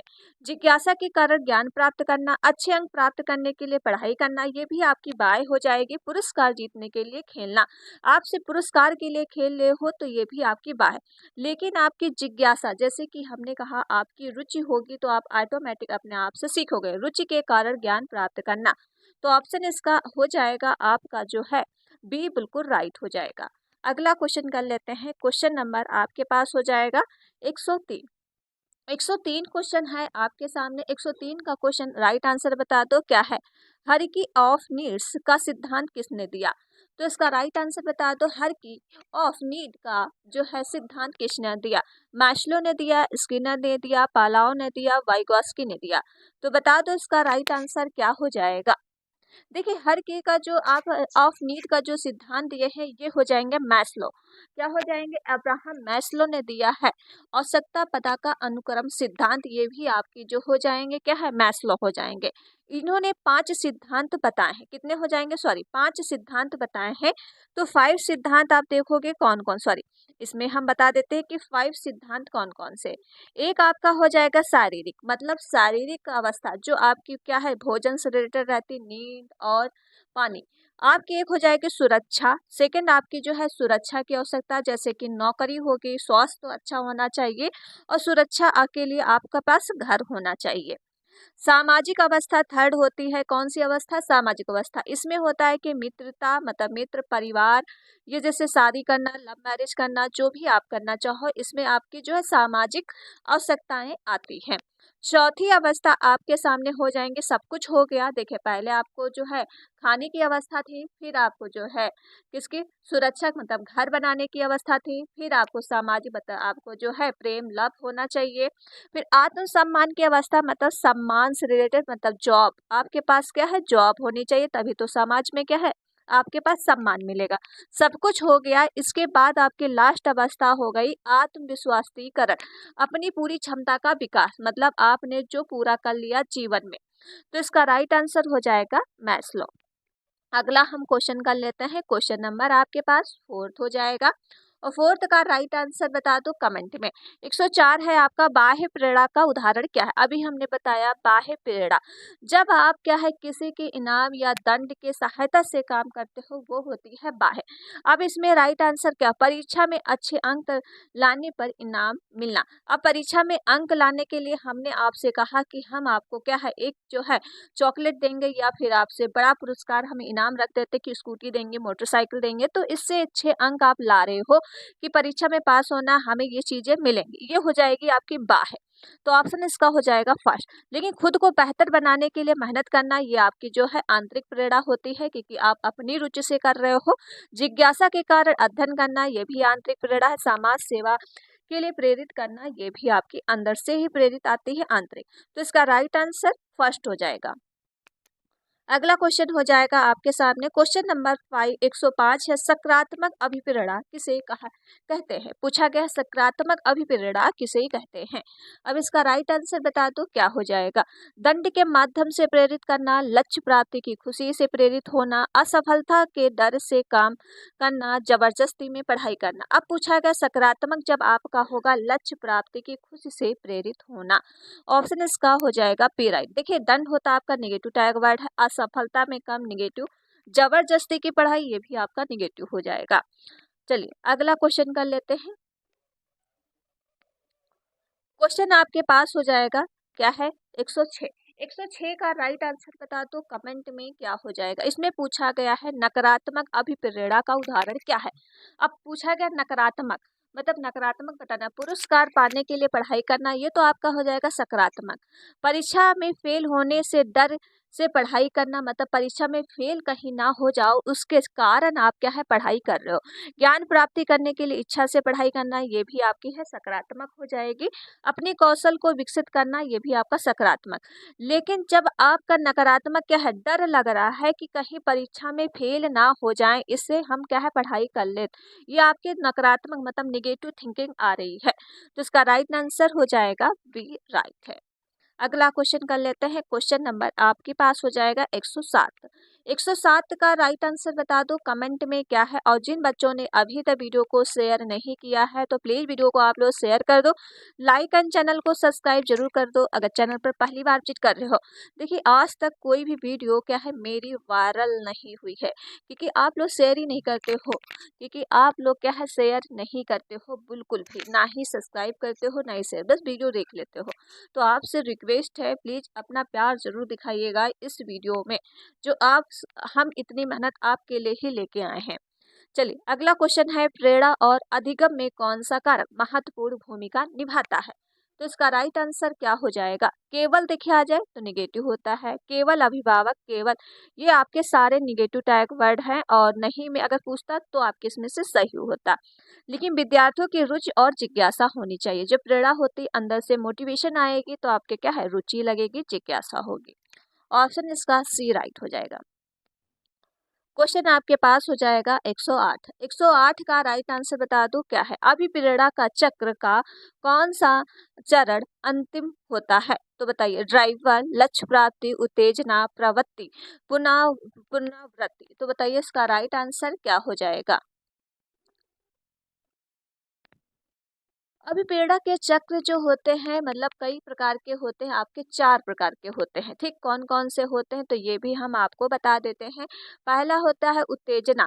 क्या होता है? उत्तेजना। ठीक है, उत्तेजना पहला होता है, उत्तेजना के अंतर्गत आता है कोई इच्छा उत्पन्न होती हो आपके अंदर। दूसरा होता है ड्राइव। क्या होता है? ड्राइव। ये होती है व्यक्ति जो होता है कार्य करने के लिए प्रेरित होता है ड्राइव में। ठीक है, तीसरा होता है आपका है लक्ष्य निर्धारण, मतलब लक्ष्य लक्ष्य आपका जो है लक्ष्य निर्धारण होता है। इसमें जो है लक्ष्य तय किया जाता है, जैसे कि आपने लक्ष्य तय कर लिया, आपको गवर्नमेंट टीचर बनना है तो आपका लक्ष्य तय है। चौथा होता आपका है लक्ष्य प्राप्ति। अब आपका गोल है कि लक्ष्य को पूरा करना है और संतुष्टि मिलती है उससे। जैसे आप क्या है गवर्नमेंट टीचर बन गए, ठीक, आपको पूरी संतुष्टि मिल गई कि मैंने क्या है लक्ष्य की प्राप्ति कर ली। तो अभिप्रेरणा जो है चक्र कितने हैं मैंने आपको बता ही दिए, 4 होते हैं। चारों बताइए इसमें से क्या है। तो इसमें दिया अंतिम चरण पूछा था लक्ष्य प्राप्ति, जब आप क्या है लक्ष्य को प्राप्त कर लेते हैं। ऑप्शन इसका हो जाएगा बी राइट है। ड्राइव आपका जो हो जाएगा ये सेकंड है। ठीक है, याद रखिएगा। और आपका जो है उत्तेजना जो है फर्स्ट हो जाएगी। पुनरावृत्ति जो आपकी आती है, पुनः निर्धारण मतलब लक्ष्य निर्धारण, ये थर्ड हो जाएगी और चौथी आपकी ये है। अगला क्वेश्चन है, क्वेश्चन नंबर आपके पास 109 है। अधिगम को प्रभावी बनाने के लिए सबसे अच्छी प्रेरणा क्या हो सकती है? तो अधिगम को अगर आपको प्रभावित करना है तो उससे अच्छी प्रेरणा क्या हो सकती है? भय या दंड से। देखिए, भय या दंड होता है आपका निगेटिव टैग वर्ड। केवल शिक्षक के दबाव से, परीक्षा के डर से। तो आपके अंदर होनी चाहिए आंतरिक प्रेरणा और आपके अंदर रुचि होनी चाहिए, तभी आपका अधिगम अच्छा होगा, तभी आपकी पढ़ाई क्या है अच्छी होगी, तभी आपकी लर्निंग अच्छी होगी। अगला क्वेश्चन है आपके सामने, क्वेश्चन नंबर आपके देख लियो नेक्स्ट। ठीक है, आप क्वेश्चन देखते रहो कौन कौन सा चल रहा है। 110, सिद्धि अभिप्रेरणा किससे संबंधित है? मतलब सिद्धि अभिप्रेरणा किससे संबंधित है? सामाजिक मान्यता से, लक्ष्य प्राप्ति की इच्छा से, बाहरी दबाव से, केवल शिक्षक के निर्देश से। तो इसका राइट आंसर बता दो क्या है। सिद्धि अभिप्रेरणा, ये सिद्ध अभिप्रेरणा होती है लक्ष्य जो है प्राप्ति की इच्छा से। जब आप अपनी क्या इच्छा प्राप्त कर लेते हैं लक्ष्य से। ऑप्शन इसका हो जाएगा बी राइट है। क्वेश्चन नंबर आपके पास हो जाएगा 111। 111 क्वेश्चन दिया है, एनसीएफ 2005 किस संस्था द्वारा विकसित किया था? तो एनसीएफ से क्वेश्चन आया हुआ है, बता दो इसका राइट आंसर क्या है। एनसीईआरटी या फिर एनसीटीई या सीबीएसई या जीयूसी। तो इसका राइट आंसर बता दो क्या है। और एनसीएफ का अगर फुल फॉर्म पूछ लिया जाए क्या होता है? National curriculum framework 2005। याद रखेगा, नेशनल करिकुलम फ्रेमवर्क कई बार पूछा गया है। हिंदी में अगर याद रखोगे, राष्ट्रीय शैक्षिक अनुसंधान और शिक्षण परिषद। ठीक है, ये हिंदी में नाम है। तो ये आपका जो राइट आंसर हो जाएगा क्या है? एनसीईआरटी, जो मैंने आपको क्या है अभी बता दिया है। एनसीईआरटी होता है राष्ट्रीय शैक्षिक अनुसंधान और परिक्षण परिषद। ठीक है, तो एनसीईआरटी के द्वारा जो है संस्था इससे विकसित की गई थी। अगला क्वेश्चन करते हैं। क्वेश्चन नंबर आपके पास हो जाएगा 112। 112 क्वेश्चन दिया है, एनसीएफ 2005 के अनुसार प्राथमिक शिक्षा में किसका अधिक महत्व दिया गया है? पूछा गया शिक्षा में सबसे अधिक महत्व किसका दिया गया? एनसीएफ कहता है क्या बच्चों को क्या है रटकर सिखाना? बिल्कुल नहीं कहता है रटकर सिखाना। परीक्षा पर आधारित आपको शिक्षा देनी? बिल्कुल नहीं। केवल पाठ्यक्रम से नहीं। अंशिप कहता है बच्चों को गतिविधियों के माध्यम से बच्चों को पढ़ाओ, व्यक्तियों से वार्तालाप, खेल के माध्यम से, गतिविधि के माध्यम से और पर्यावरण से जोड़ के बच्चों को आपको क्या है पढ़ाना है। तो ऑप्शन इसका हो जाएगा सी राइट हो जाएगा। अगला क्वेश्चन आपके सामने हो जाएगा 113।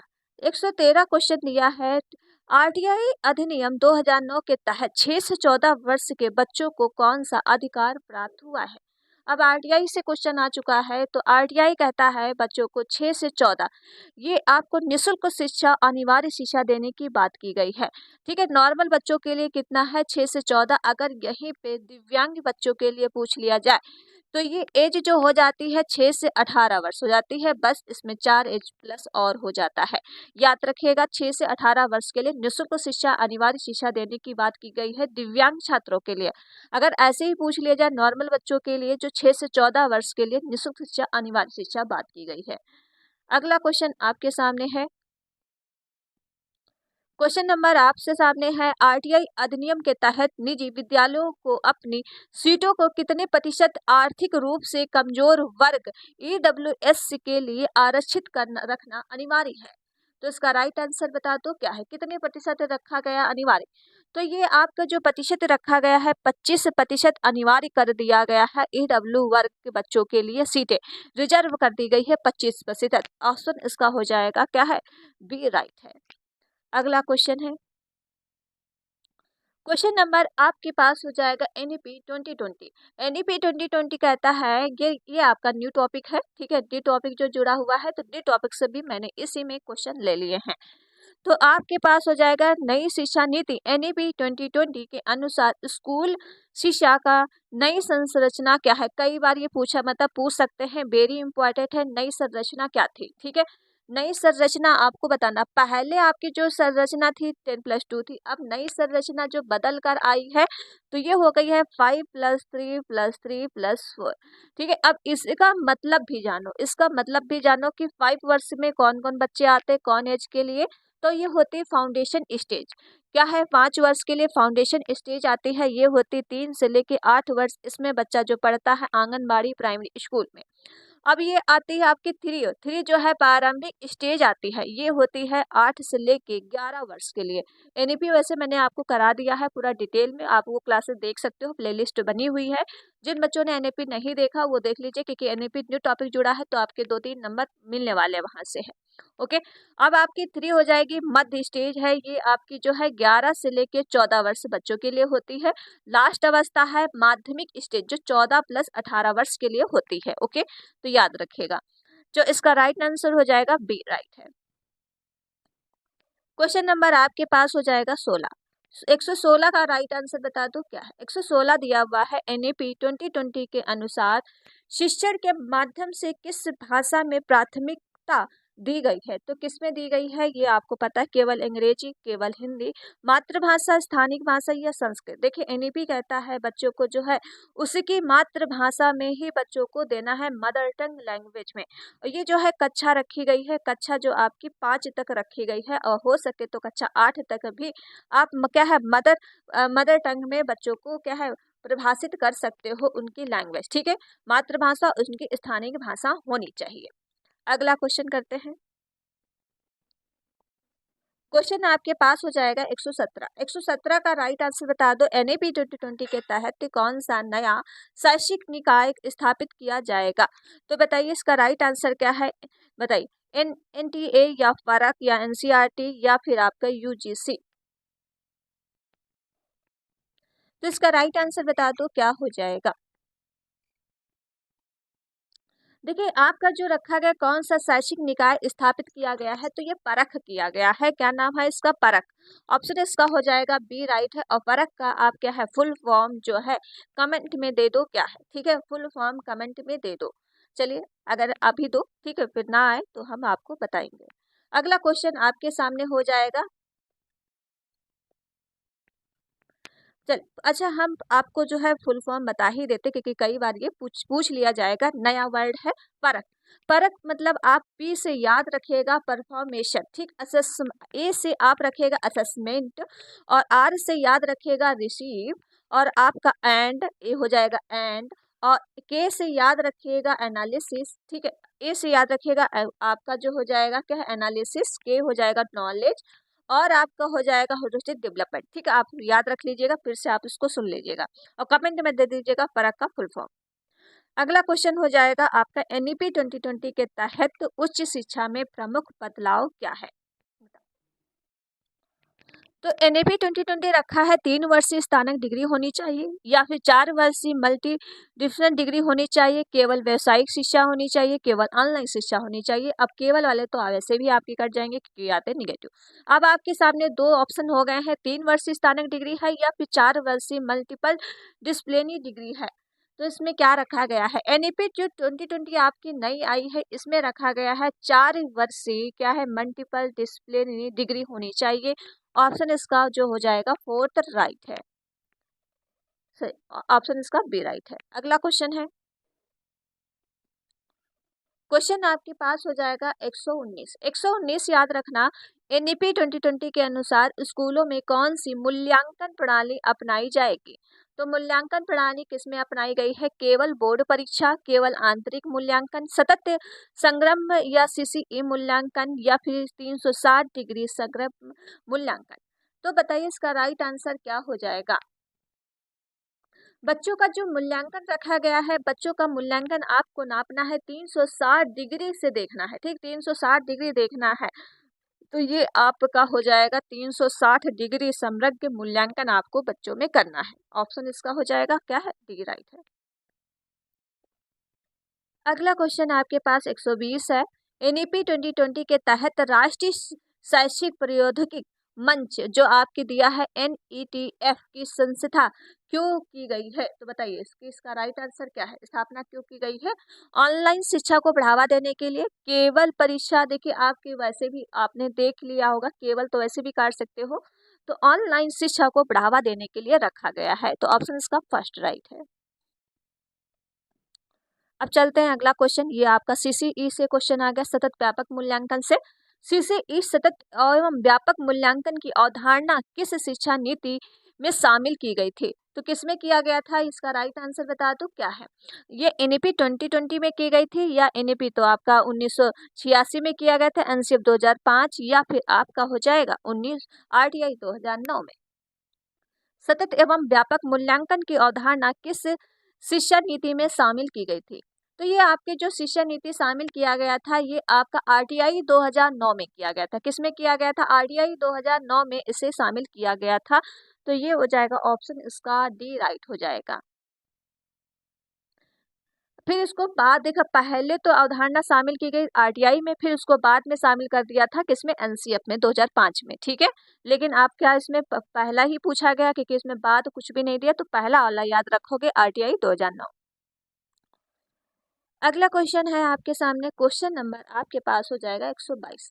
122 क्वेश्चन दिया है, एनईपी 2020 के अनुसार सीसीई की जगह कौन सी नई मूल्यांकन प्रणाली अपनाई जाएगी। तो कौन सी नई प्रणाली अपनाई जाएगी, बोर्ड परीक्षा आधारित मूल्यांकन होना चाहिए, 360 डिग्री समग्र मूल्यांकन होना चाहिए, केवल शिक्षक मूल्यांकन, केवल वार्षिक। अब आपके दो तो वैसे भी कट गए, केवल तो कहीं भी आ जाए तो निगेटिव हो जाता है। तो बच्चों को जो आपका मूल्यांकन रखना है, आत्म मूल्यांकन होना चाहिए, सहपाठी मूल्यांकन होना चाहिए, शिक्षक मूल्यांकन शामिल होने चाहिए, मतलब आपका पूरा सब कुछ समग्र मूल्यांकन होना चाहिए। तो आपका 360 डिग्री समग्र मूल्यांकन होना चाहिए, ये आपका रखा गया है। ऑप्शन इसका बी राइट है। अगला क्वेश्चन है, क्वेश्चन आपके पास हो जाएगा 123। 23 क्वेश्चन दिया है, एनईपी 2020 के अनुसार मूल्यांकन प्रणाली में क्या परिवर्तन किए गए हैं। तो क्या परिवर्तन किए गए हैं, तो इसका राइट आंसर बता दो क्या है। केवल वार्षिक परीक्षा ऑनलाइन होगी, या फिर रिपोर्ट कार्ड केवल अंक दिए जाएंगे, सीखने के परिणामों पर ध्यान दिया जाएगा, केवल सिद्धांतों पर। देखिए आप दिया है लर्निंग आउटकम्स, मतलब आपको सीखने के परिणामों पर ध्यान देना है। एनईपी 2020 कहता है बच्चा किस तरह से सीख रहा है, आप उस पे मूल्यांकन करोगे। ऑप्शन इसका हो जाएगा सी राइट हो जाएगा। क्वेश्चन आपके पास हो जाएगा, क्वेश्चन आपके पास हो जाएगा 124। एनईपी 2020 के मूल्यांकन प्रणाली को अधिक प्रभावी बनाने के लिए किस नई संस्था की स्थापना की जाएगी। तो किस नई संस्था की स्थापना की जाएगी, इसका राइट आंसर बता दो क्या है। एनसीईआरटी, या फिर यूजीसी, या फरक, या फिर सीबीसी। तो इसका जो राइट आंसर हो जाएगा फरक। ऑप्शन इसका सी राइट हो जाएगा। ओके, क्या हो जाएगा, सी बिल्कुल राइट है। अगला क्वेश्चन कर लेते हैं, क्वेश्चन नंबर सीईई का मुख्य उद्देश्य क्या था। तो सीसीई का मुख्य उद्देश्य क्या था, इसका राइट आंसर बता दो क्या है। अभी हमने आपको बताया सतत और समग्र मूल्यांकन सुनिश्चित करना। क्या सतत और समग्र मूल्यांकन सुनिश्चित करना, केवल तो वैसे भी आपके गलत हो जाएंगे, निगेटिव टैग वर्ड है। अगला क्वेश्चन करते हैं, क्वेश्चन नंबर आपके पास हो जाएगा 126। 126 का राइट आंसर बता दो क्या है। एनईपी 2020 के अनुसार मूल्यांकन प्रणाली को किस दिशा में बदला जाएगा और किस दिशा में बदला जाएगा? परीक्षा केंद्र मूल्यांकन या कौशल क्षमता केंद्रित मूल्यांकन, केवल शिक्षक मूल्यांकन, केवल 10 से 12 की परीक्षा में। तो इसका राइट आंसर बता दो क्या हो जाएगा। छात्रों को आपको विश्लेषणात्मक, रचनात्मक, व्यवहारिक सोच को विकसित करना है, तो ये आपका जो आएगा किसमें आएगा? ये कौशल और क्षमता केंद्रित मूल्यांकन होना चाहिए। ऑप्शन इसका बी राइट है। क्वेश्चन आपके पास हो जाएगा नेक्स्ट। एनईपी 2020 के अनुसार बोर्ड परीक्षाओं का स्वरूप कैसा होगा? तो स्वरूप कैसा होगा इसका राइट आंसर बता दो। साल में एक बार अनिवार्य परीक्षा या मॉड्यूलर बोर्ड प्रणाली परीक्षा या फिर केवल व्यावसायिक, केवल ऑनलाइन। एनईपी 2020 के अनुसार जो बोर्ड परीक्षा का स्वरूप कैसा होगा, ये आपका जो रखा गया है मॉड्यूलर बोर्ड परीक्षा प्रणाली। ऑप्शन इसका हो जाएगा बी राइट है। और ये आपकी यानी साल में 2 बार होती है, ठीक है।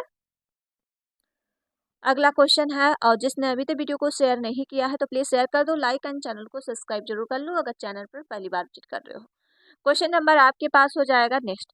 एनईपी 2020 मूल्यांकन को सुधारने के लिए कौन सी डिजिटल पहल की जाएगी? तो बताइए इसका राइट आंसर क्या है। केवल लिखित परीक्षा, राष्ट्रीय शैक्षिक प्रायोगिक मंच होना चाहिए, केवल मौखिक के और सिर्फ शिक्षक मूल्यांकन। तो ये आपका जो होना चाहिए राष्ट्रीय शैक्षिक प्रायोगिक मंच NETF होना चाहिए। ऑप्शन इसका हो जाएगा क्या है, बी राइट हो जाएगा। क्वेश्चन दिया अगला है, CCE का आलोचना क्यों की गई थी? तो CCE की आलोचना क्यों की गई थी? ये केवल रट कर सीखने में केंद्रित था या फिर शिक्षकों पर आधारित भार डालता है, केवल जो है उच्च कक्षाओं में मूल्यांकन किया गया है, या केवल अंग्रेजी। देखिए CCE की आलोचना क्यों की गई थी, क्योंकि ये जो है शिक्षकों पर अधिक जो है भार डालता था। ऑप्शन इसका जो हो जाएगा बी राइट हो जाएगा। लगातार जो मूल्यांकन रिपोर्टिंग के कारण शिक्षकों की अतिरिक्त कार्य करना पड़ता था, ठीक है। तो ऑप्शन इसका बी राइट है। क्वेश्चन 130 है। 130 क्वेश्चन दिया है, एनईपी 2020 में मूल्यांकन को सुधार लाने के लिए कौन सा प्रमुख दृष्टिकोण अपनाया गया है? तो कौन सा दृष्टिकोण अपनाया गया है? इसका राइट आंसर क्या है। याद करने, दोहराने की प्रक्रिया पर ध्यान, अवधारणात्मक और व्यवहारिक समझ पर जोर, केवल परीक्षा प्रणालियों पर, केवल कक्षा उपस्थित पर। तो आपके केवल तो वैसे भी कट गए, क्या हो जाएगा, अवधारणात्मक और व्यवहारिक समझ पर जोर दिया जाएगा। ऑप्शन इसका हो जाएगा बी राइट है। क्वेश्चन आपके पास अगला है। अगला क्वेश्चन दिया है एनसीएफ 2005 में शिक्षा का मुख्य उद्देश्य क्या माना गया है? तो शिक्षा का जो मुख्य उद्देश्य माना गया है आपका जीवन कौशल आधारित शिक्षा देनी है। कैसा होना चाहिए? जीवन कौशल आधारित आपको शिक्षा देनी, मतलब लाइफ स्किल आधारित शिक्षा आपको देनी है। अगला क्वेश्चन करते हैं। क्वेश्चन आपके पास अगला हो जाएगा, एनसीएफ 2005 के अनुसार शिक्षण में सबसे महत्वपूर्ण तत्व कौन सा होना चाहिए? तो कौन सा तत्व होना चाहिए ये आप बता दो, इसका राइट आंसर क्या है। एनसीएफ कहता है बच्चों को जो है गतिविधियों के माध्यम से बच्चों को पढ़ाना है, तो गतिविधि आधारित अधिगम आपको बच्चों को देना है। क्वेश्चन आपके पास हो जाएगा अलग। अगला क्वेश्चन है, एनसीएफ 2005 के अनुसार आकलन असेसमेंट का प्रमुख उद्देश्य क्या होना चाहिए? तो बता दो इसका राइट आंसर क्या है।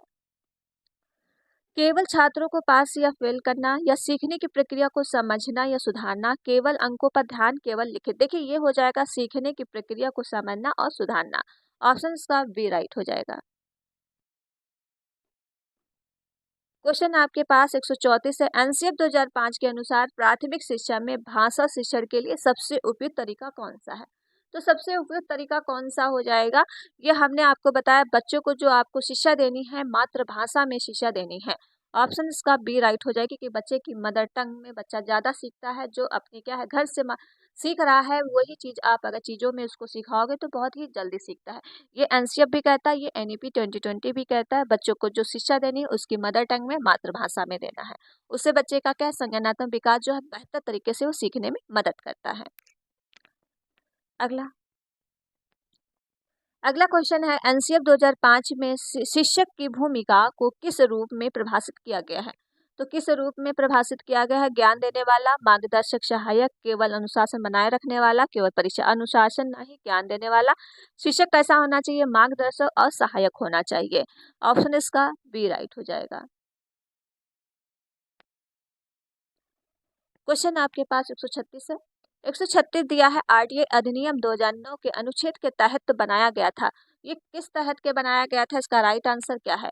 14, आर्टिकल 21A, आर्टिकल 51A या आर्टिकल आपका 44। तो ये आपका जो आएगा अधिनियम 2009 के तहत जो बनाया गया है आर्टिकल क्या है 21A। तो इसमें तो दिया गया है बच्चों को जो है 6 से 14 वर्ष के लिए बच्चों को निःशुल्क शिक्षा अनिवार्य देने की बात की गई है। ऑप्शन इसका हो जाएगा क्या है, बी राइट है। क्वेश्चन अगला है आरटीआई अधिनियम के अनुसार स्कूलों में शिक्षकों और छात्रों का न्यूनतम अनुपात कितना होना चाहिए। तो ये आपका जो है न्यूनतम अनुपात कितना होना चाहिए, प्राइमरी का पूछा गया है। तो जो प्राइमरी का अनुपात रखा गया है ये रखा गया है 1:30। क्या है, 1:30। ऑप्शन इसका जो हो जाएगा फर्स्ट राइट है। क्वेश्चन अगला देख लेते हैं। क्वेश्चन अगला हो जाएगा आरटीआई के अनुसार किसी भी बच्चे को कक्षा 1 से 8 तक क्या नहीं किया जा सकता है। तो क्या नहीं किया जा सकता है, आपको पता ही है कि आरटीआई तो 2009 कहता है बच्चों को है फेल आप नहीं कर सकते हो, क्या परीक्षा में फेल नहीं कर सकते हो। तो ऑप्शन इसका हो जाएगा फर्स्ट राइट है।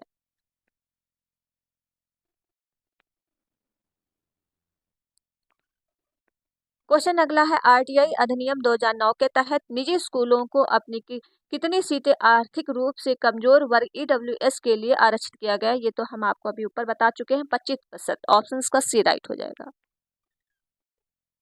क्वेश्चन आपके पास अगला हो जाएगा आरटीआई 2009 के अनुसार स्कूल में कौन सी मूलभूत सुविधाएं अनिवार्य हैं।